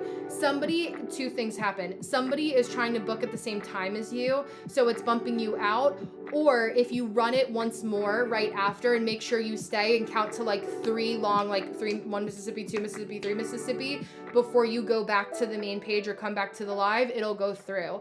It may show up as 2 pending payments on your, like on your phone or whatever, like your bank statement, but only one of them will actually go through. It's like, I wonder if it's something with like fraud prevention that they do, but the same thing happened yesterday too. So I'm going to keep that in mind for future lives. Maybe we'll take a brief hiatus during this time, but if you want to go ahead and sign up again, or give that a go, you can try it. And if you book for a little bit of a later time, I can always read for you earlier, you know, if nobody's booked. I just have a 9:10 right now. So it gives us 9 minutes as I finish up in the last couple minutes that I have here with Hurricane. So just as a disclaimer to all that may be thinking about that or getting bumped out in the chat, just to say that. But Hurricane, yeah, like I feel like for the themes of this year of your life, and also when it comes around like Christmas time or any major Sagittarius transits that we hear of during Gemini season, which is like May-ish and June, we have a full moon in Sagittarius. So looking back and seeing like, does that tend to be kind of an inflammatory time for you that creates some aspects to your natal sun in human design? And so paying attention to that is also something that's going to be important for you to focus on. Knowing your worth, charging what you're worth, allowing yourself to have certain things be set in a cycle. You also do really well when you break things down into like quarters of the year. So like, what am I going to focus on for the summer, for the fall, for the winter, for the spring? And what are kind of like the bigger themes that I have that can overflow, you know, into other aspects of my life, kind of like a domino effect. It's like finding that, yeah, exactly. Yeah. Paying attention to that is helpful. You're gonna do a lot of things, like your life is meant to be like one big exploration and a lot of big trial and errors for you. And the errors don't have to be as heavy if you don't want them to be, you know? So just paying attention to like, okay, what does it look like when, you know, I allow myself to let things go before the societally acceptable ending of them, to quit the job, to leave the relationship, you know, what does that look like? As long as you know, your Virgo Jupiter is going to create, like, you're going to have your specific kind of checklist or things that you need to do to make sure that you're set. Don't share it with anyone, and then just kind of give like a graceful exit or a healthy goodbye to let people go in their merry way, you know, and just kind of let them, you know, I'm distancing myself from you. I'm leaving this job. It's not to when you, I mean, I can totally see that. You have so many qualities of fame energy with all of the Leo. And I think like, it's almost like become known for one thing. And then once you get there, you can do a bunch of different things, right? So it's like, say you, like Dave Chappelle, for example, like say he's known as a stand-up comedian, but then he also maybe wanted to have a TV show and then got to deal with Netflix, although arguably there's, things that had happened there. Or like thinking about, if you want to be famous for acting, and then how many actors and actresses do we know that also then go and do a singing gig after that? Selena Gomez, Wizards of Waverly Place, also had a singing career. She specifically is not even that great of a singer. Like her vocals aren't that good. Yeah, there you go. Exactly. Yes, there you go. I love that. Look into, so the place that I worked for when I was in my early 20s, like a year older than you literally, was Make Music. The Make Music Alliance. Look up Make Music New Orleans, and it happens on the winter solstice, which is December 21st, and June 21st, the longest day and the shortest day of the year, and see if there's something that you can get involved in for that to grow in that community, because they do have and Make Music New Orleans. At least I don't know about this year, but they had when I worked there, and I can't imagine they would have quit it. But if you start with music, right, be known for music, that opens the doorway to get into the room for acting. So that can also be something that you can kind of lean into and pay attention to, and using tech and music. Like I also think of like, yeah, absolutely. And listen, check your email, because you will get the link in the recording for me. I'll actually be able to do all of them tonight. So yeah, absolutely. I'm excited for you. It's not a matter, if you have the desire to be famous, you want to think about how you're going to do it in a way that's sustainable for you, right? So it's like, are you doing it kind of like boiler room style? I would look on YouTube, and like there's so many amazing DJs that are incorporating cool tech and doing like live DJing on YouTube. And you don't even have to leave your bedroom, right? How many people do you see on TikTok Live? You could literally wear a mask. One of my favorite Arabic performers, it's Yad Oud, Y-A-D space O-U-D. Oud is an Arabic guitar, essentially. He wears a mask. I don't even know what he looks like.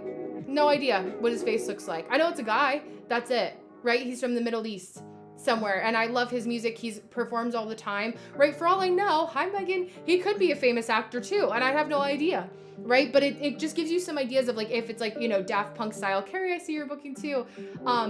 Daft Punk style, right? Like figuring out that you could do something along those lines too. You don't actually have to be seen until you feel comfortable. But knowing that if now is a time as any, there's so many people as they pivot over to you frequency, that want to steal that fire away from you. And, as long as you're speaking from your truth and you're lead with an open heart, but still be discerning and curious, Kristen, yay. That can also be something that's important. Yeah, I also do Vogue too. I love that. That's amazing. That's so fun. There you go. So like, what a fun way. Okay, so I actually met, and I feel like with voguing too, there's at the Columns, which is the hotel that's in New Orleans. I love that. I went there to lunch by myself when my fiance was working, because I was able to just piggyback off of his work trip. And that was one of the places I went. And the staff there is so nice. There's a Sagittarius sun who's a little bit older, probably like 10 years. I know you're just able to drink now. But it was such the energy was so good and the people were so nice there.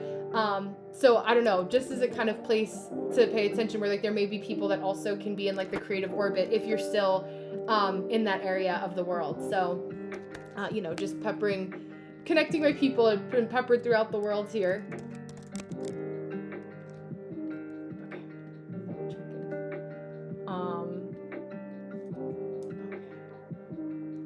Yay! Yay. Okay, so let me pivot over to Kristen. Thank you, Hurricane. Happy belated birthday again. And then let's pull up Kristen's chart over on YT. Yeah, I love that. I loved it. Listen, so in astrocartography, my Uranus line runs through New Orleans. And as an Aquarius rising, my modern ruler, traditional is Saturn, but my modern ruler is Uranus. And I was like, oh wow, like I could live here. Like I loved it. I love the people. I love the culture. I love the depth of culture. You know, just like a place that has just so much rich history. Unfortunately, not always good, but there's a lot of I don't know. I just felt like it was just such a cool place. Like I love the bayou energy. So I resonate with my hurricanes. I resonate with my hurricanes. But all that to say, right, to pivot over, I'm giving myself a little bit of a 2-minute buffer here. And then I will have Carrie and then Brittany and then Carrie, excuse me, in order. Brittany booked for 9:20 my time. It's 9:08. And then I have Carrie, but if we have buffer time, I can start earlier too. I love that. Yeah, absolutely. I'll let you know the next time I'm in your city. We can go on tour together. But I'll keep you in the loop. But Kristen, how are you? I'm so excited to be connected with you again. I like was remembering your picture on YouTube, and then I was like the crossover. Thank you, Hurricane. The crossover to TikTok. It's like that metamorphosis of like the energy changing as a projector based on what environment you're in. And I'm like, oh, I feel that, like just having like such an intensity to your presence as a Scorpio, I feel like is so potent. And I know I've done a lot of psychic practice with you over on YouTube as well when we were talking about your dad. And I think he had some Capricorn energy, or there was like some sort of stoicism that was coming through, or like a really like dry sense of humor, right? Or just kind of like, I feel that like heavy observational presence in your energy where it's like getting the lay of the land, you know, really leaning in and just kind of being observing. So just give me a thumbs up or something to let me know that you're here. I can see you. Hi, Tam. I can see you in the chat, but like that, I know that you're listening, so I don't make the same mistake that I did for poor Erica. I was like, I'm here. I'll take a sip of my decaf coffee as if I need more caffeine. Hello. How are you? My beautiful reflector, feeling with the new moon. Okay, cool. So to recap again, just for Kristen, so I'm open to what leads you intuitively. It's interesting because I feel like, I mean, also knowing your age, right? There's this energy of, it's so funny because I want to say like career changes, but also, yes, letting your freak flag fly. Also like really noticing like working with the invitation in a lot of ways and figuring out, like, it's funny because I drew these little like arrows back and forth, and really like when it comes to the tangible projector, but also the intuitiveness, like what is actual reciprocity for you? Because I feel like, there's a version of you that has this idea of reciprocity, but then when we actually get down to the brass tacks of like what reciprocity actually looks like, you may get carried away or have gotten carried away on other people's wavelengths, and you're like, whoa, like I didn't even have a life raft for this. Like, why am I getting carried away in this energy? Even if you still appear detached. And there's a sense of detachment where other people wouldn't actually know that they've carried you along on their wave. And you're like, where are we going? Like, why are we going in this direction? It's like the Scorpio that's like the leaning into the secretiveness of it all. And it's like holding a lot of things like kind of cards like close to the chest. And there's nothing wrong with that. It feels like a little, we call projectors the bird, so I don't mean the wounded bird in a dismissive way, but it's like a bald eagle that has kind of fallen a little bit sensitive. And especially like with the activation that we just went through a gate 56 transit, which you have in your body graph. It connects your throat to your ajna and head center. And so like learning how to play with your storytelling. I wonder if there's also been some sort of like stories that have felt like you've needed to transmute through creativity in some way. Or allowing yourself to like tap into the heart space. I think it's like working even with the universe and letting the universe surprise you more than you realize that it can, you know? And I think that there's always finding that balance of like really like having to tend to your wounds and alchemizing your feelings after people have made you feel bitter. And like it's the Scorpio in us like really wants to hold on. But it's kind of like the bitterness is a poison you drink, and the other person, hoping that the other person gets sick, right? I'm tweaking that phrase for the sense of projectors, but like really allowing yourself to stand in your regal quality. I'm also called to look at and reassess and talk about again gate 5 for you, and I wonder if there's some shift that's kind of happening in your day-to-day routine or restructuring in some way. Maybe that's tied to career where you're like, all right, I'm getting another wind of like wanting to go in another direction or wanting something to shift and change. So like I really need to focus on like what is going to be a priority for me. Because with the Capricorn moon, like gate 38, it's kind of like an internal fight with yourself about like, I know what I want, I know what's going to be good for other people, but but why? Like, why does it seem easy for other people to get it? Why does it seem challenging for me versus all these other people? And maybe it's just paying too much to like, gate 5 is your Jupiter in human design, paying too much attention to what other people are doing when they may be manifesting generators. Not that like you're doing it from the lens of like wasting your time focusing solely on what other people are doing, but like as Beautiful Noel uses the vocabulary word that I've now adopted into my phraseology, it's like the tracking. So no matter where you go, you're always picking up on things. You're always picking up on energy, right? It's like I always said, like I can feel the eyes on me, right? I said that I think the first time we had connected in the messaging. And so it's like the feeling into that and saying, okay, well, where do I actually want my eyes to go? Right? Like, where do I maybe peel back from the things that feel inflammatory or where people have sucked me into the drama of it all? Exceptionally true during the new moon in Leo.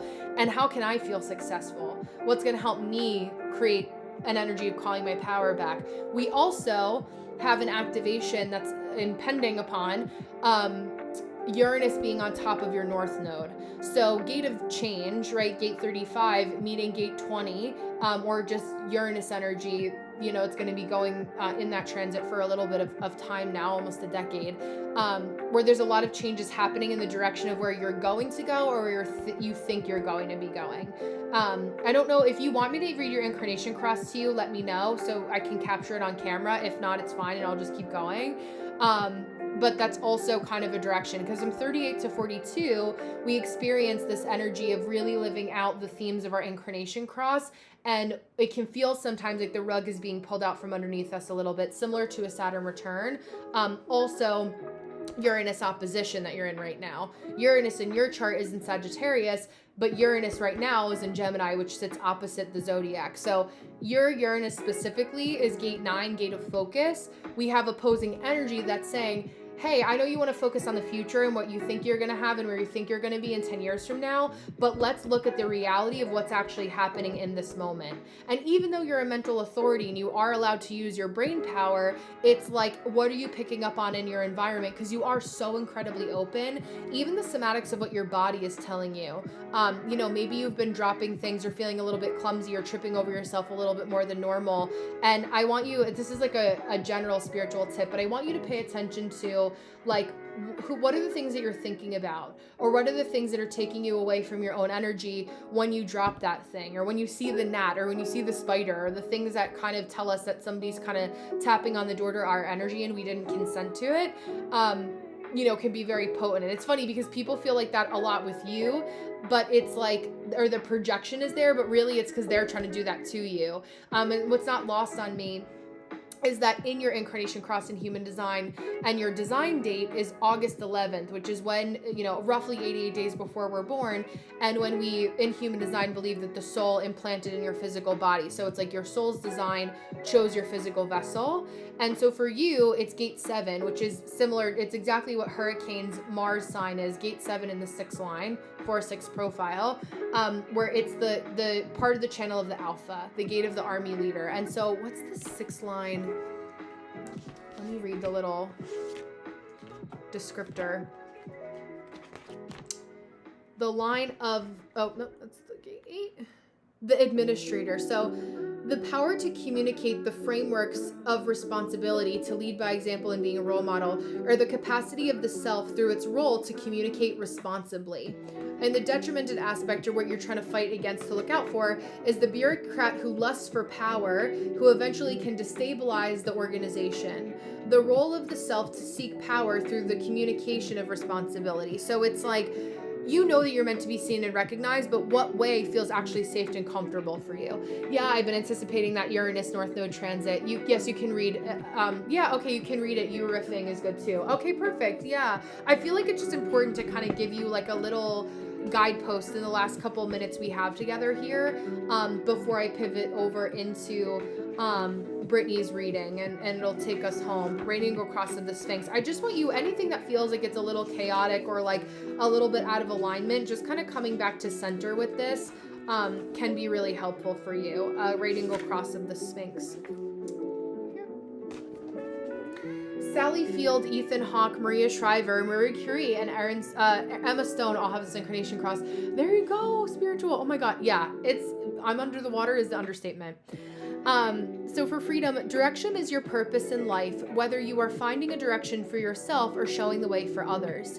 Many will see you as a lighthouse that allows others to find their own bearings. At times, you find yourself pointing a way that defies normal explanation, but if you are true to yourself and your creative impulses, the direction will be the right one. On our planet, the Sphinx in Egypt symbolizes an ancient, forgotten, yet ever constant mystical guidance towards something greater than ourselves. Somewhere in our being, thank you, dolls, you remember. Be aware that your ability to point the way for someone does not automatically imply that you have to take the lead for them, or that it is your responsibility or obligation to carry others through their lives even if you could. If you find yourself overly obliged to others and continuously helping them find their way, you might consider reviewing how healthy those relationships are. Pointing the direction for someone and then encouraging them to engage with their own abilities is the best approach. Ultimately, everyone is responsible for their own life journey, and forgetting this can entangle you with one distraction after another. You can express yourself creatively, whether it is through your inherent artistic ways or how you provide the most creative guidance for the world around you. There is always something fresh and creative in how you interact with life. Whether you give direction in more subtle ways or with overtly deliberate precision, those who come to you for guidance get ingenious instruction about how to proceed. Taking the path that is less trodden is your way at freedom, and while you prefer that everyone comprehends this about you, you are also able to explain what you are aiming toward and why. Remembering your type and authority always clues you into those people and situations that merit your guidance. Hi, Ellington.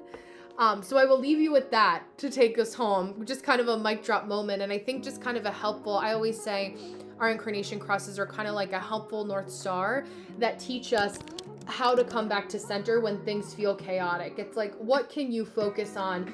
Because you as freedom know that's what's going to give you your freedom. And that Sagittarius gate 9, it's like holding your focus is like holding on to what you know to be steady and true to you in the midst of a hurricane, and allowing yourself to really be like, you know what, I got me at the end of the day, and how are these other people distracting me, or how can I gently pivot them to say, hey, I know I've usually been of service to you in this way, but this is how I really need to call my power back so that you can get the best version of me, and that I can actually provide my service in a way that is realistically sustainable. Hi, Rodrigo, welcome. So there's a couple things to help you with as you go into this Uranus opposition and really feeling those energies. You know, it's definitely going to create some eye-opening moments. Yeah, thank you. I appreciate you. I always appreciate your energy because I appreciate your stoicism very much. Maybe also reading some stoicism wouldn't be a bad idea. As I pivot over to beautiful Brittany, and we are at the 1 hour, 46 minute and 46 second mark here. And beautiful Brittany is a manifesting generator. Britt, what is your question? What do you see for money and career for me? Oh, I love this. Okay. Hi, Brittany. It's nice to meet you. Welcome, welcome. It's funny because I also wouldn't be surprised if you got into healthcare or like medical aesthetics or dentistry or something that was super traditional. Because you have what's called the channel of caring, essentially, or the gate of caring. And it also is not too dissimilar for what I just said for frequency, of pivoting over and being like, okay, well, I went into this. Yeah, there you go. You're like, yes, that makes sense. So right idea, right? Caring for people, nurturing people, helping them figure out how to take care of their body. It's very gate 27, which is a Tauran gate placement, specifically your Mars. So there's a lot of action-based planning that goes into being a registered dietitian, right? It's like you're helping people come up with an action plan for their dietary needs, what they need to do, maybe doing blood work, getting people in tune with like what their body is screaming for, is a really big part of it.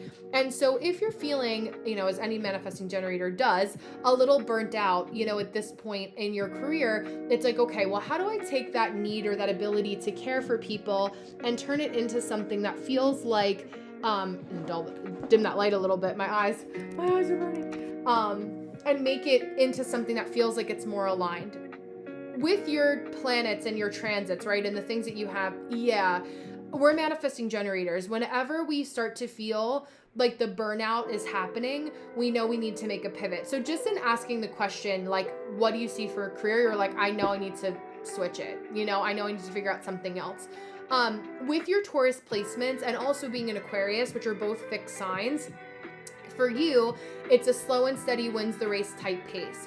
It doesn't mean that slow and steady for a manifesting generator, because we're the multi-hyphenate, multi-passionate people who are here to do and accomplish many different things, right? Ingrained in my brain from years of talking about being a manifesting generator. And so when you kind of are looking at other people online, or like maybe it's adjacent in like the medical field or something along those lines, and you're like, okay, I would love to do this, or maybe I want to do content creation about being a registered dietitian, and I get like the ads for like Nourish all the time, because I also love like watching people's like what I eat in a day, and like I love like just like watching what other people do for work, especially because like I work from home, and I'm always curious and how that resonates with their human design as well. But it's like when you see things in your atmosphere, or things that other people are doing, and you're inspired by it, I want you to think about what strikes like an element of like, wow, I would feel so excited. As you're a sacral authority like I am. I always say like I'm moving around a lot in my chair as I'm reading for people. What makes you feel like actually like your body is resonating with it? And again, not overruling that physical somatic experience with your logical mind is going to be really important for you. It's like, I'm just going to unplug my charger here, plug my laptop in, make sure I don't get it stuck. But all that to say, right, it's like, okay, I'm going in this direction. I'm also going to read to you, like I did for Freedom, that was before you, from the Book of Destinies, about your life purpose and your life theme. And I know that when I said that, right, when I said like the things that you feel inspired by, that it struck something in you as like this is, I know that I'm going this direction. It's so funny because the first celebrity that it gives me that has the same incarnation cross as you is Justin Timberlake. And there was a video that I just saw either yesterday or the day before about Justin Timberlake, and it was like him singing Can't Stop the Feeling, which is a song he sang for the Trolls movie. And he's like singing the first line, and then he basically, Hurricane, you saw it too, he put the microphone on the stage and let the audience sing the rest of the song. And that can work in certain moments, but you can tell that for him, it was like, man, this motherfucker's burnt out. Like he needs to, let no one to let it go. Maybe we do some different things, or he writes a book or something to get that paycheck, or invest his money a little bit more wisely. Fun fact, he actually is a huge golfer, and my boyfriend used to work at a golf course that he worked for, or that he went to, Justin Timberlake. It's called Liberty National in Jersey City, right outside of the city with the city view, Statue of Liberty, super fancy. You wouldn't even expect there's a golf course there. And I'm like, maybe we cancel that membership that's $100,000 a year, no joke, for you to go to, and we save that money to, not burn yourself out at the concert. So the self-awareness is important because people know when you're phoning it in, but a lot of people are phoning things in now, so don't let yourself feel like it's written all over your face. Although I know as an Aquarius, you could go either way. It's either some people you can hide it for, other people are like, I'm so detached, I don't care about anyone or anything. So it's very real. But all that to say, to read this through and just show as an example what that looks like. Your life theme is to bring refinement into an untidy and careless world. You are very particular about your own environment, and through your deep inner attunement to beauty and creativity, you feel an urge to refresh, realign, and recreate wherever you go. When you are clear in yourself and your inner sensibilities and creativity, it can easily enrich your surroundings. When you're unsettled, then the world around you will take on a gloomy appearance as well. It's like that melancholy that's prevalent in your chart too. For you, an enriched environment is an enriched life. So maybe you like being a registered dietitian, but you're like, maybe I want to work for a company like Nourish Online, or maybe I want to work from home, or maybe I want to help people in terms of being a private chef, right? Or something along those lines that can kind of switch up the way that you're doing it. Or again, you're like, I actually want to pivot completely and I want to do spiritual work, right? I just use myself as an example, but something along those lines. Living in a chaotic world can get you down. Constantly cleaning up behind everyone else can take its toll on you and your creative aspirations. So a vital issue for you is choosing or being discerning about the company you keep. Because you sense so deeply how the world itself can improve, you may throw yourself into any situation that confronts you and become easily overwhelmed, especially if you assume that you are the only person who has the right idea and the abilities to straighten things out. You look to the left or to the right of you and you're like, is anyone else seeing this shit? Like, how do you not notice this? Like, what is happening that you're not picking up what I'm putting down and you don't see that this needs to be changed too? At times, pause to see what exactly is motivating this drive or habit within you and pay attention to and give thanks for any revelations about this. Yeah. It is your presence that carries refinement, so place yourself well. It's not like the decorum, that energy. There's part of your human design that gives this Tauran-like quality. And also, as a Sagittarius moon, you do not do well with micromanagers. That's like the quickest way to get the ick is if someone tries to control you. So if you have any sense of micromanaging or a boss that's breathing down your neck or reports that don't actually matter and you know that, those things are so draining for you more than other people who have different placements. Yeah. You're like, are you at work with me? You can weigh, your remarkable sensitivity reaches into the lives of everyone. You can weigh upon people and situations quickly. You are always going to be sensitive to your environment and the people in it, so a key issue is choosing how much to let it affect you and how much to be involved. In some situations, you will readily commit your sense of aesthetics and brightness, and in other situations, you will attempt to ignore the chaos around you. Not my circus, not my monkeys. When you commit yourself, everything transforms through the creativity you harness. But when you don't commit, you might sense you are letting yourself down. However, bringing refinement may seem like a job for you, but remember, there is so much you can manage in this untidy world. What does it feel good for you to organize? Right? What kind of chaos do you want to provide structure for? And that's going to be your key indicator of what's going to make you feel more alive. Is it dietary? Is it leaning into more of the Venusian aspects of a Taurus Mars and saying, I actually would love to organize closets. I would love to make candles. I would love to do an event season from the summer to the fall and go around and sell crystals and candles. Or maybe like herbal tinctures or something that has to do with helping people dietarily, right? Like that can also be something that leans into using the right idea, but the wrong execution. The things that make you feel like, again, you feel a little bit lighter. 2 things I'm going to leave you with. I would say from now until Labor Day weekend, I just want you to focus on getting a little bit more emotionally detached. You're probably like, I am as detached as I can get from my job. Just focus on placing your job in a box where you're like, I'm just phoning this in. I'm okay with doing a little bit less, to just do what was on the job description.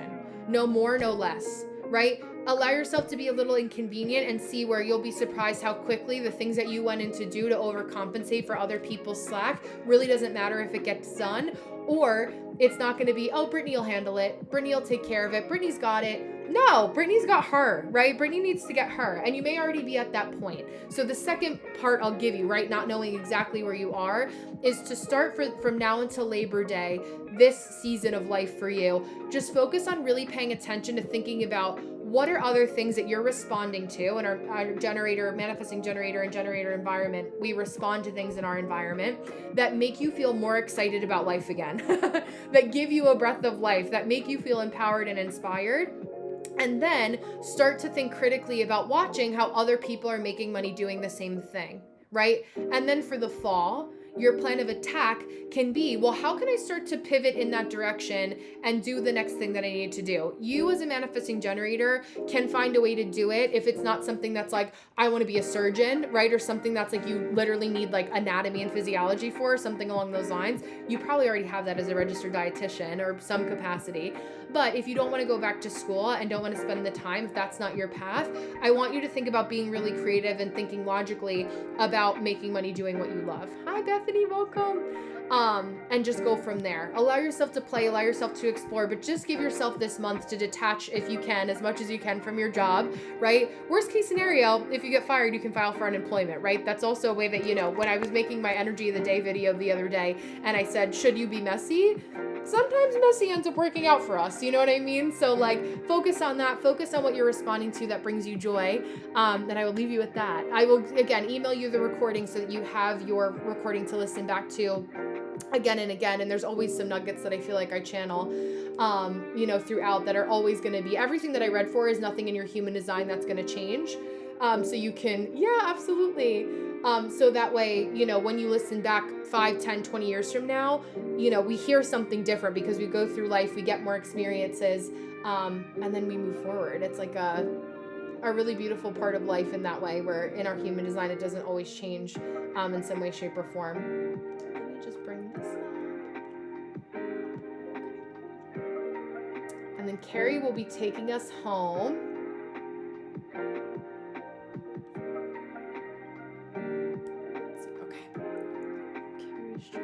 Hello. Welcome back to the chat. Let me see.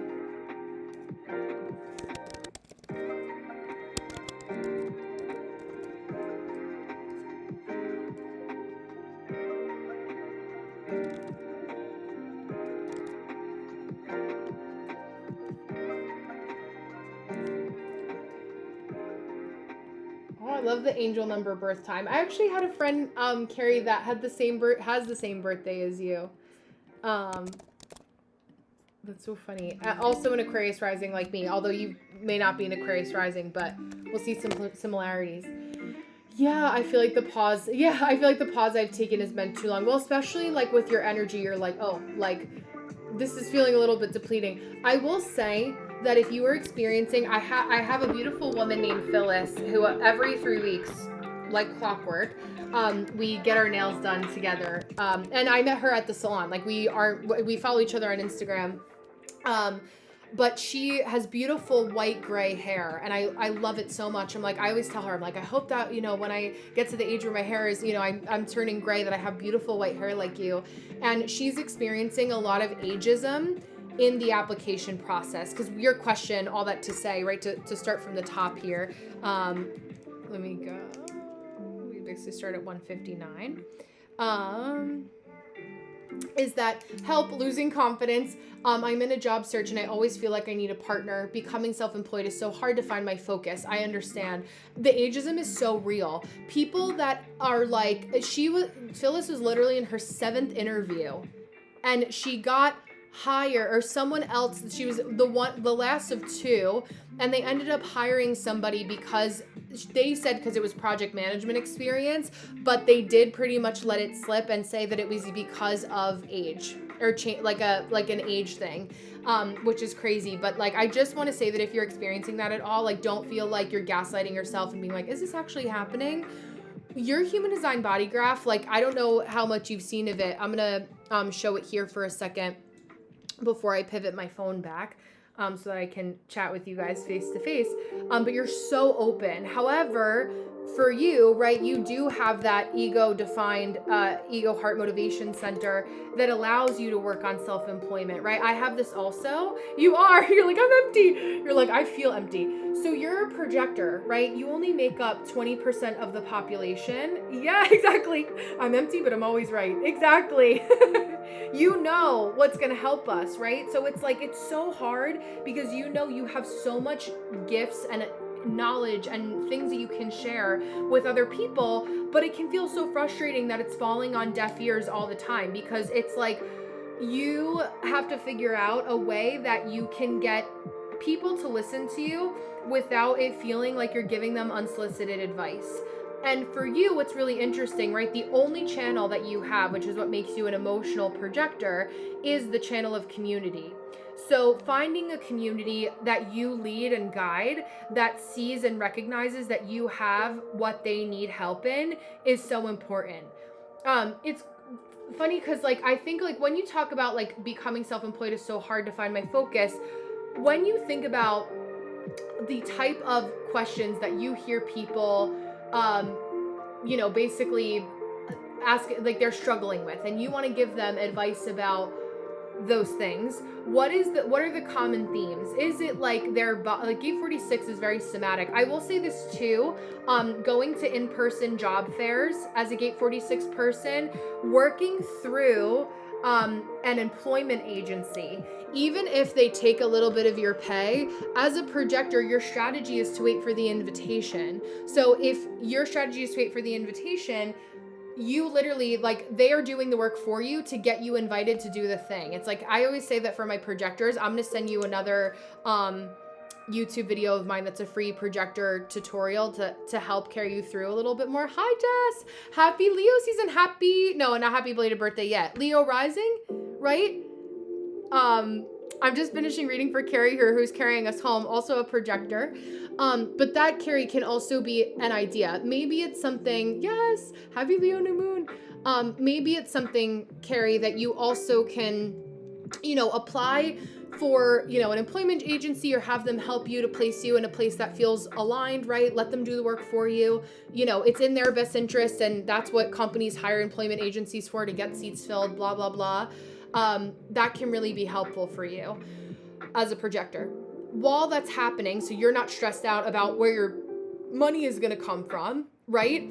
That can give you the clarity and stability. It's like Maslow's hierarchy of needs. Like at the basic foundation, we're curious and get stressed when our basic needs aren't being met, where we don't know where money's coming from to pay the bills, to pay our rent, to pay our mortgage, to feed ourselves, right? Hi, Gigi.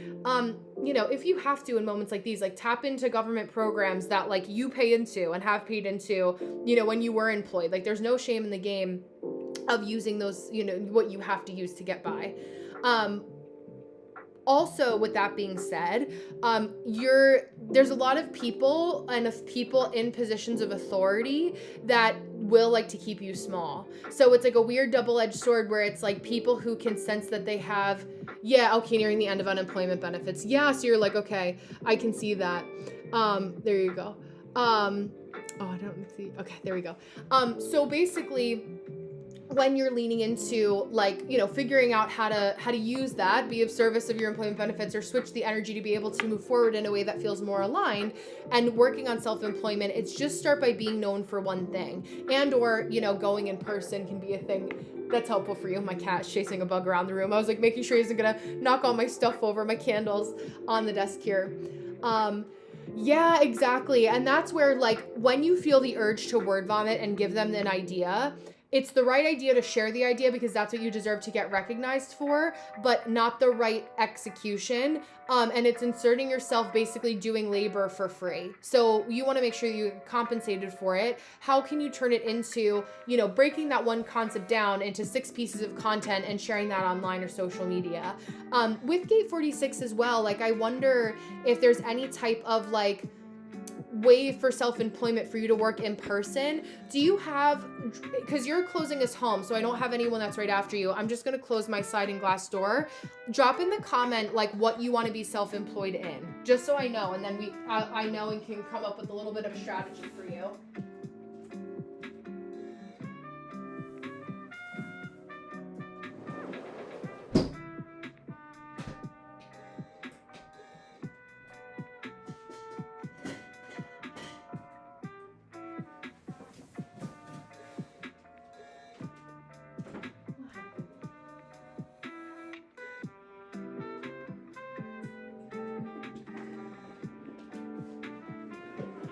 Hi, Liz. Welcome. Oh, yeah. Leticia, hi. That's literally what we're talking about right now for Carrie's reading, Liz. That's so funny.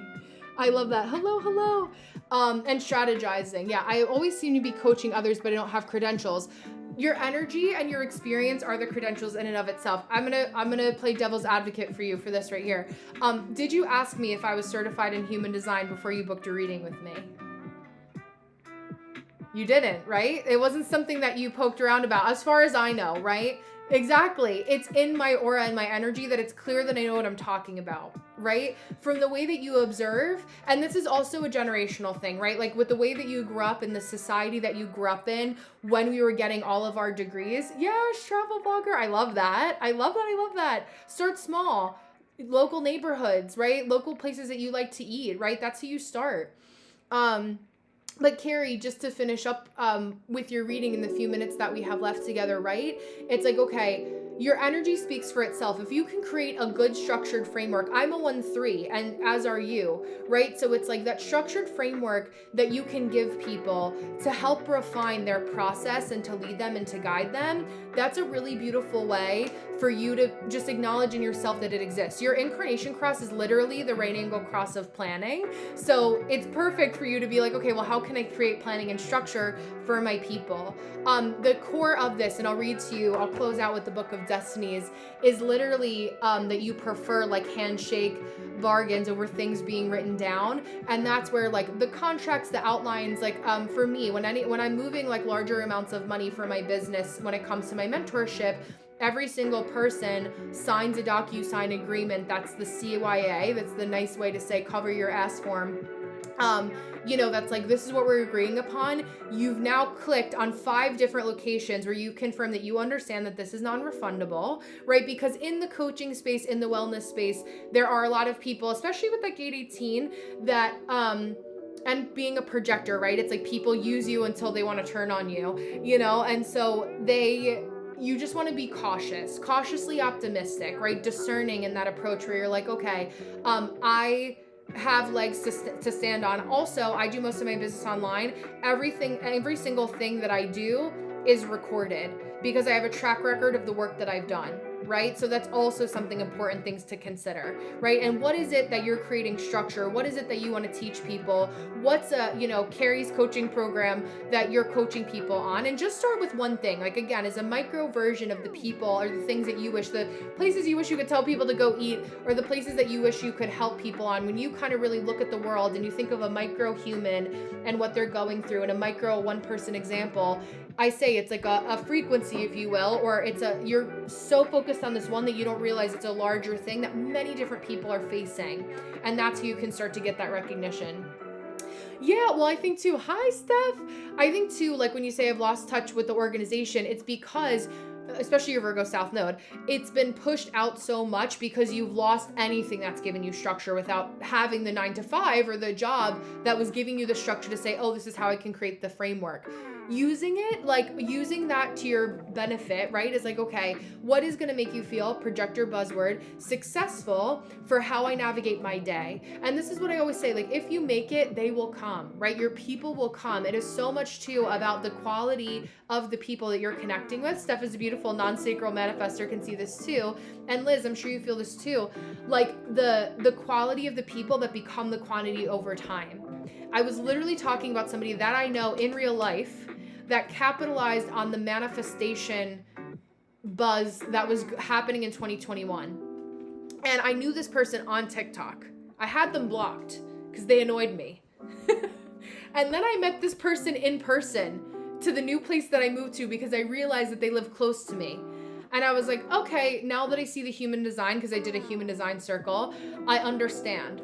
But I also am aware that as fast as they rose is as fast as the come down is, because they capitalized on a wave that actually wasn't sustainable to their human design. They just saw a window of opportunity and they're aware of it, right? Like they know enough, right? And it's like the things have fizzled out. The views aren't as high. How many graveyards do we see of old content creators from like 2021 spirituality that have fizzled out? I really feel that for most of my people that come through, I'll say 95%, like yourself, are building something, and that's been the theme of the night, are building something that cannot be taken away from them. And when you actually pay attention to your human design, it allows you to build a foundation that is sustainable for you.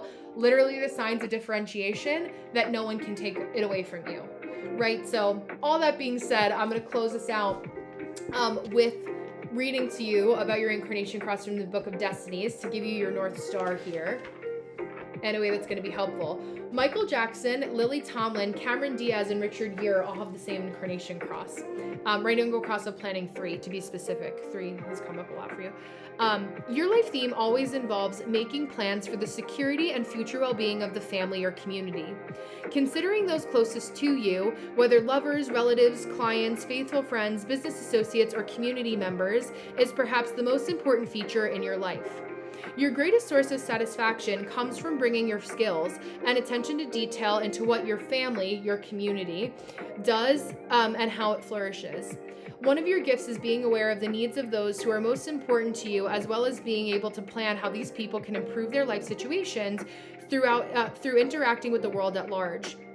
In all undertakings, you prefer handshake bargains and clear agreements often made over a dinner table, but you will need to have written contracts to ensure that all parties fully appreciate your commitment. When you and your family or community are happy and healthy, you feel satisfied that you are fulfilling your purpose. Making plans is something that comes naturally, but making comprehensive plans that suit both yourself and those who are most important to you can be like trying to ride 2 horses at once, difficult to say the least.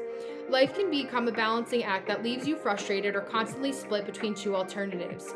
You might feel inclined to coerce others to your point of view, only to find that this upsets the balance of what you are trying to achieve. Ultimately, trust your feelings, and coming to clarity and emotional stillness often takes patience and determination, yet produces the most fulfilling results. You have the willfulness to accomplish almost anything you set your heart to, most particularly when championing your family, community, or business. Having an emotional authority means that your feelings rule your life, and since your feelings are always moving in waves that rise and fall, excitement to disinterest and back again, what looks like the perfect arrangement one minute can appear quite different in another. Yes, exactly. Your connection with community is made through supportive agreements that ensure all sides are satisfied. You have the willpower to commit, but you also need to be completely clear beforehand that your terms are going to be met. If you ever take it for granted, it hurts, whereas being appreciated for your efforts boosts your self-appreciation dramatically. Trust in how your particular energy type, projector, operates, and remember that you must be patient until you find your own feeling clarity before you commit to anyone or anything. We could just mic drop it at that, right? I always say that when I read that book because I feel like it's so validating for people, just as a reminder, even to listen back to this last section of your reading again and again to kind of feel like, okay, I'm leaning into this. What does this look like? Like, how can I? Yeah. Well, it's the emotional wave piece. It's like, okay, say like, all right, I'm going to feel upset about this, working with it, right? I can feel tender about this for X amount of time. But what is it that I can just be brave enough to put my neck out to take the next step? A lot of what you're feeling is how so many other people are lacking clarity. It's exactly what I said to Erica, fellow projector, like when really what it is you're internalizing. Ooh, my Leo. What are you looking for? Are you looking for the moth? He's like, guys, I have arrived. Just passing through, gracing you with my presence. He's, again, moth hunting, the bug that snuck in here. I know you can't find it. But basically, with that being said, right, you're allowing yourself to understand that the lack of clarity is that you are a vessel to provide clarity for other people. And what people are really quick to forget, especially in energy work, which is why in my documents, I outline what we work on each week, what the point is, what the purpose, because how do you create the tangible, right, of the non-tangible thing? And so for you, it's like, what does it look like in week 1? Let's use your name as an acronym. K can be, let's say clarity with the K. You write your mission statement with your people about what they're looking to journey through with you. Then E is energy. You're understanding and getting an energetic litmus test on where people are feeling disappointed, how they're lacking clarity. R can be refinement. If you can tell, I'm good at this. R can be refinement. How are we refining what feels good, or really getting down to the nitty-gritty brass tacks on what feels good? Hi, Orion. The second R can be recalibration. How are we acknowledging it, recognizing it, and refocusing it in a way that feels integrated? And I can be implementation. in the last week, what is the homework that I'm giving you that you are going to leave here with based on all these things that we've recalibrated, you've coached them through, you've organized them with. You're basically a therapist without the doctorate, right? Thank you. Without the doctorate. And then I can be like, okay, these are the things that you're going to do. Thank you, Erica.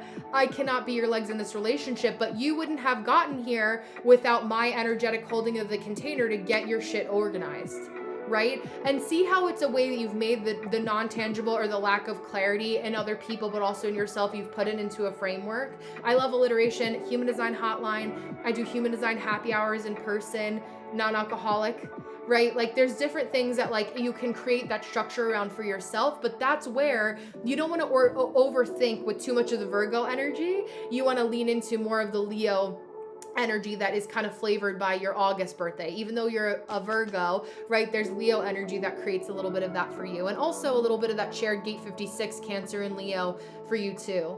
But it's like that's how you kind of structure creating a little bit more clarity and alignment in a way that feels like it's better, right? So thank you for letting me use you as a little bit more of the example, flowing over into the rest of the energy for the day. But I felt like for my projectors, I know Erica was here, a couple other you projectors that had come through the chat, so like just holding the space for that felt important. Not letting that Aries moon get the best of you.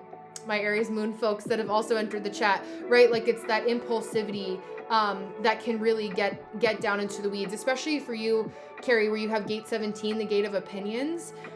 It's like it once people, there's a woman on here that's a fitness coach, and she's really blunt and direct, and I love her. I forget what her name is, but she'll be like,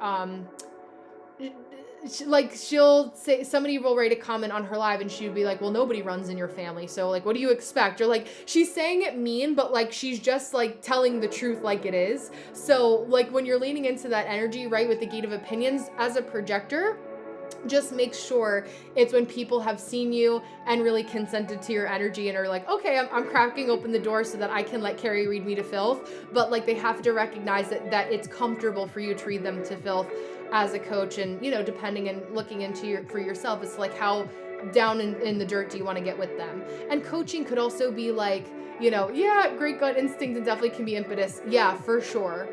It can feel a little manic and like all over the place because people aren't used to moving that quickly if they don't have Aries in their chart, you know, especially. So it can really, really, really affect that. So, you know, and also for your gate 18, you're meant to share your opinions as well, Carrie. So I will leave you with that. But any other questions, if you guys want to drop in the chat in the last 6 minutes that I'm on with you guys, if there's anybody, absolutely, I'll send you again, this recording. And then also, Erica, what I was saying with the acronym, I was also thinking of you in mind. I don't know, maybe it's like an Illuminate course or like something that like, it just feels really like sovereign and feminine and sexy and seductive, but in a non-sexual way, like very magnetic. Like it feels like that, like, okay. I also feel like for you, Carrie, like you have a lot of like I'm visualizing a map similar to Liz, where it's like, where can we navigate that map together? You know, it's something that makes your guidance, monetizing your intellectual property clear. Something that I haven't said in a long time. It's so funny. I'll hyperfixate on in true manifesting generator fashion, little phrases as I kind of, you know, go about my year, and painting the picture, making it really clear. Yeah, absolutely. I feel like you already do. Like in my mind, like you're already there. So I like holding the vision for you. But yeah, it's a lot of that, like, how are we painting the picture? How are we navigating that for people? You know, and making it clear for yourself. I feel like, you know, maybe it's a little map and you make a presentation every week that's like a little map in a new made up country that you're taking them to. Like, just have fun with it. Remember, like, this shit is actually supposed to be fun. Oh, I can actually block. It's not. Kayla, I know there's a block on my schedule, so if you want to book one, I actually will delete this little block for you. I have a little, like, wind down block for the days that I'm not on that's carried over into these days.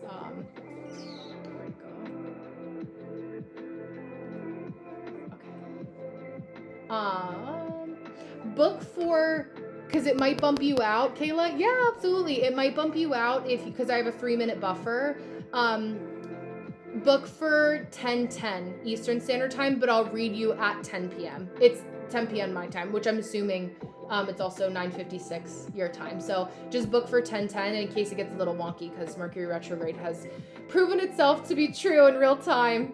Yeah, absolutely. And I'll look out for your notification here. It's funny, sometimes I feel the restriction in my voice and then it like dissipates, and like when I know I'm meant to read for somebody. And so as a sacral authority, I'm always paying attention to the somatics. So it's like I'm feeling that dip, but I also feel like because I got a little bit more of that window or that break, it's like, how does it expose itself in real time? And it's true, like I'm always checking in with myself, with my authority. Is it like being somebody that's so somatic? So yeah, there you go.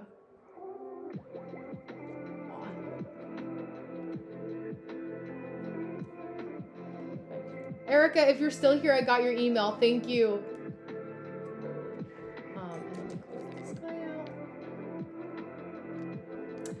But yeah, so the projector energy has been very prevalent in my orbit for a while now. And I always say, I have a whole playlist on my TikTok here that's all about projectors.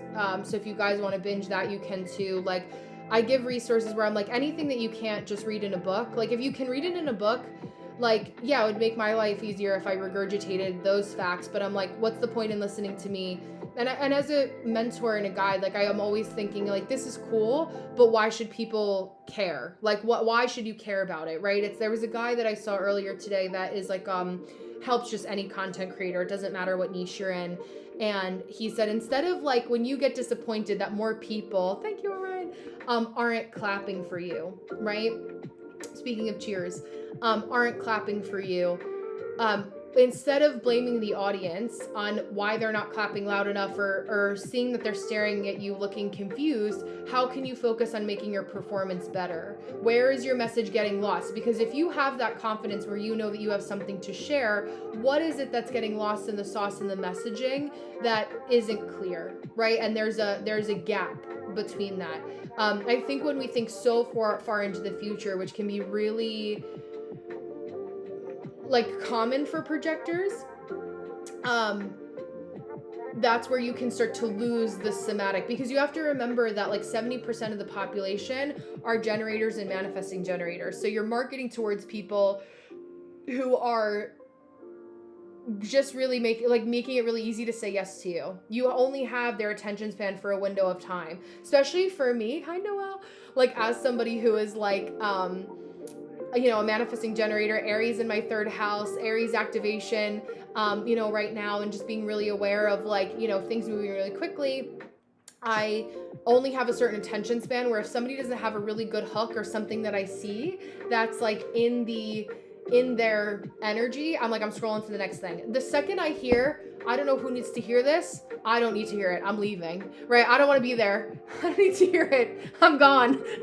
Like anything that's like a repetitive thing. Now it's like, nothing beats a Jet2 holiday. You know what beats a Jet2 holiday? Me closing this app and signing off. I'm going to bed, right? Like if something is like becomes so monotonous that like I'm only hearing it again and again and again, it's like I want to hear real, I want authentic. I'm, my core as a talent manager, and as somebody who has like been in arts and music management, I'm always looking for, in my Aquarius rising way, like the uniqueness and the novelty.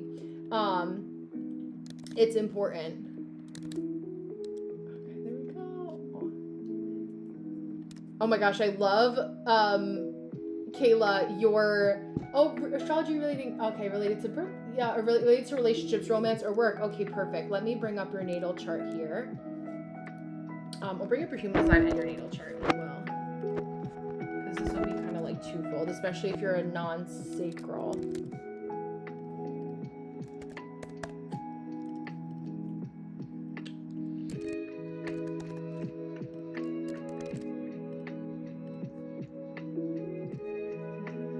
Oh, you're a manager like me too. Okay, I love this. Right, left angle cross of industry. What I'll start with saying for you, Kayla, just give me a thumbs up if you're ready to go. And I'll start as I'm pulling up your other chart here. 27, Kayla. is that you have this aspect, which is a shared Gemini and Cancer placement in astrology, but also in human design, which is what I also practice. That's your Jupiter. And it's interesting because you are not working in a traditional, like you working in a traditional 9 to 5 setting doesn't bode well for you. So I'll save that and then I'll pause. Just again, give me a thumbs up so I can make sure that I have your go ahead to start here.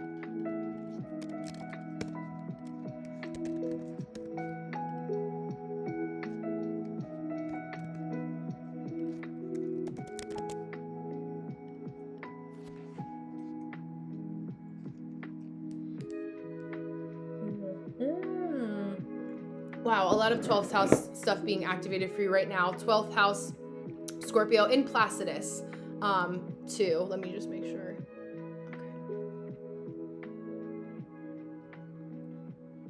Okay. Click here. Okay, I see you. Okay, cool. Yeah, okay, perfect. Okay, I just wanted to double check. I'm going to start your timer.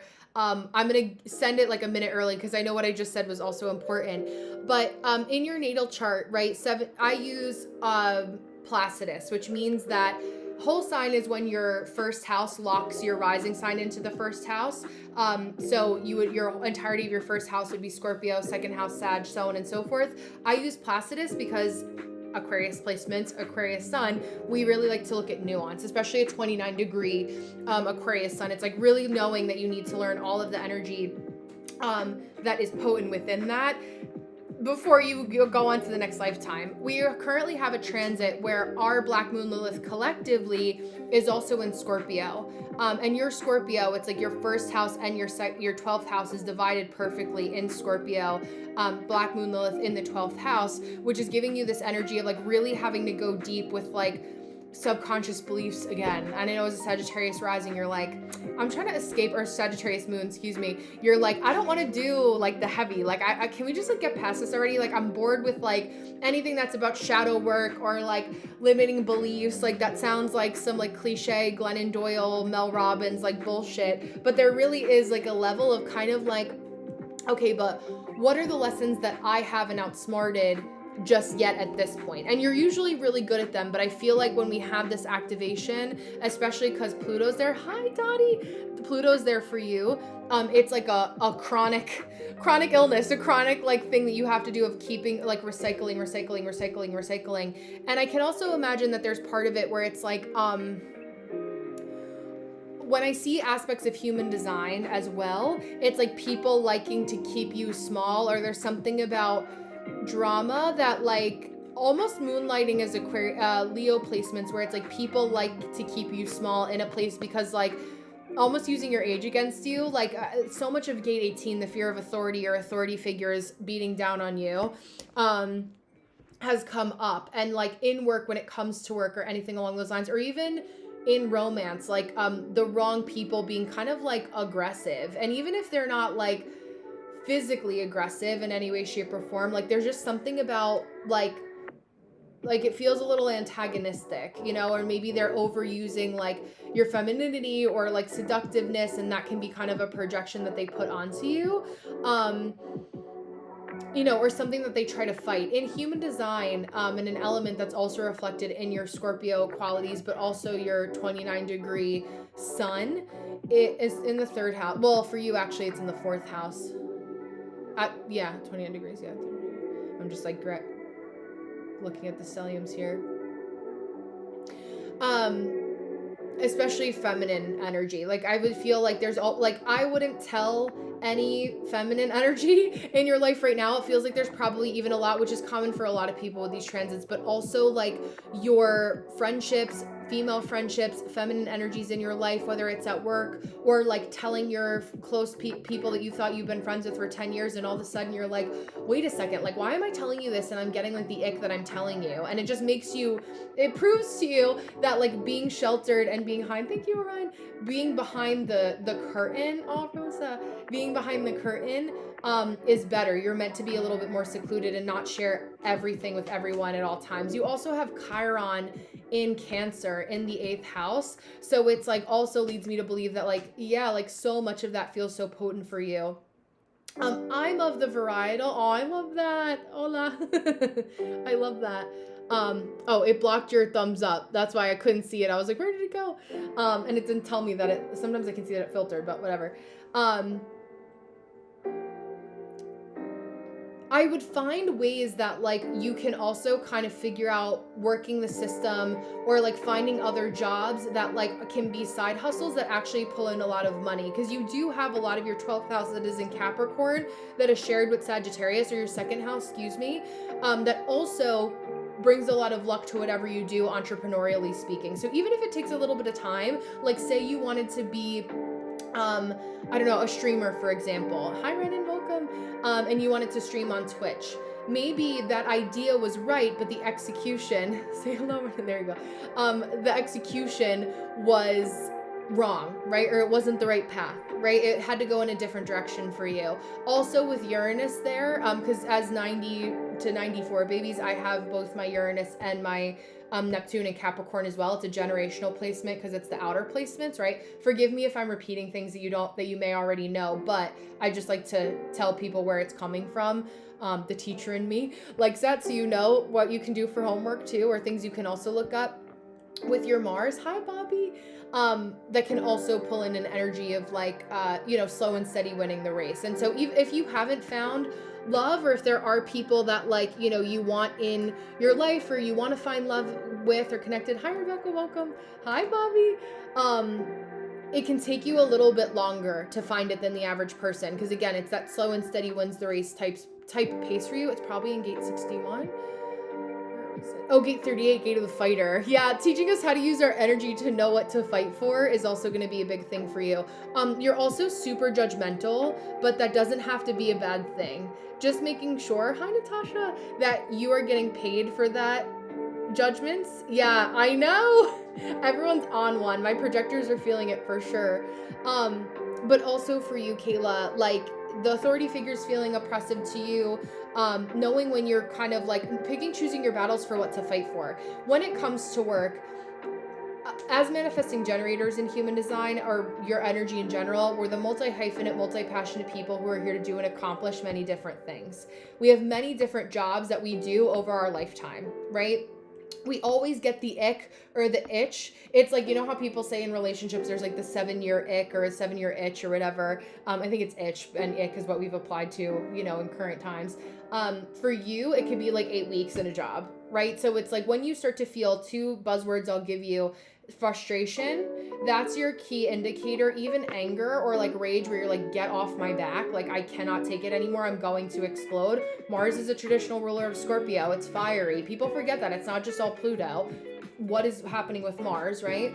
We're looking at it from the terms of like, how can you live life on your own terms? Where does it feel like you're ready for that change, and where can you go in a way that's going to feel sustainable? Because you feel that impulsivity, but it also needs to be somewhat thought out and logical. You're an emotional authority as well in human design, which means that like you want to wait, especially with all your Capricorn and Aquarius, at least 12 to 24 hours before you make a big decision that comes to relationships and love, right? Relationships of any kind, romantic, platonic. It's like if somebody asks you out on a date, you want to be like, let me just check my schedule and get back to you. And it's like, oh, like Kayla actually has boundaries. Like Kayla has things that she has to pay attention to. Like if we're gonna, spend our time or take our time to really get into her energy, also very Scorpio rising, like we want to make sure that we've earned that spot. And so you teach people how to treat you. Thank you, Noel.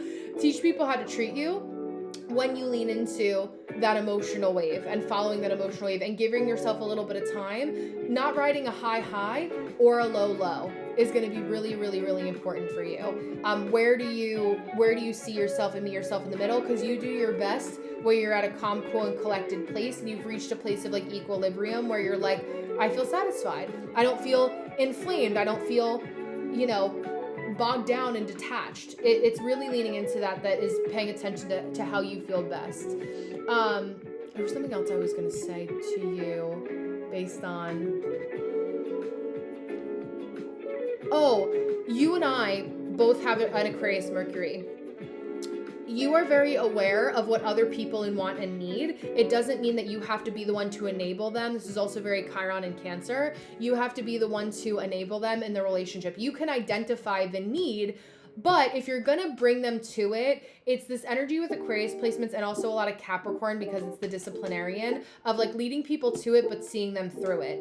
So if you aren't able to, for whatever reason, take care of that thing for that person that you've brought up, right? Who is the person that you can lead them to that actually can provide the solution for them? Because that's also going to help you to feel that healthy Aquarius attachment. My fiance is literally born the day after you, and is also a 29-degree Aquarius sun. So he's literally on the opposite end of the house right now doing his own thing. I'm over here doing my own thing.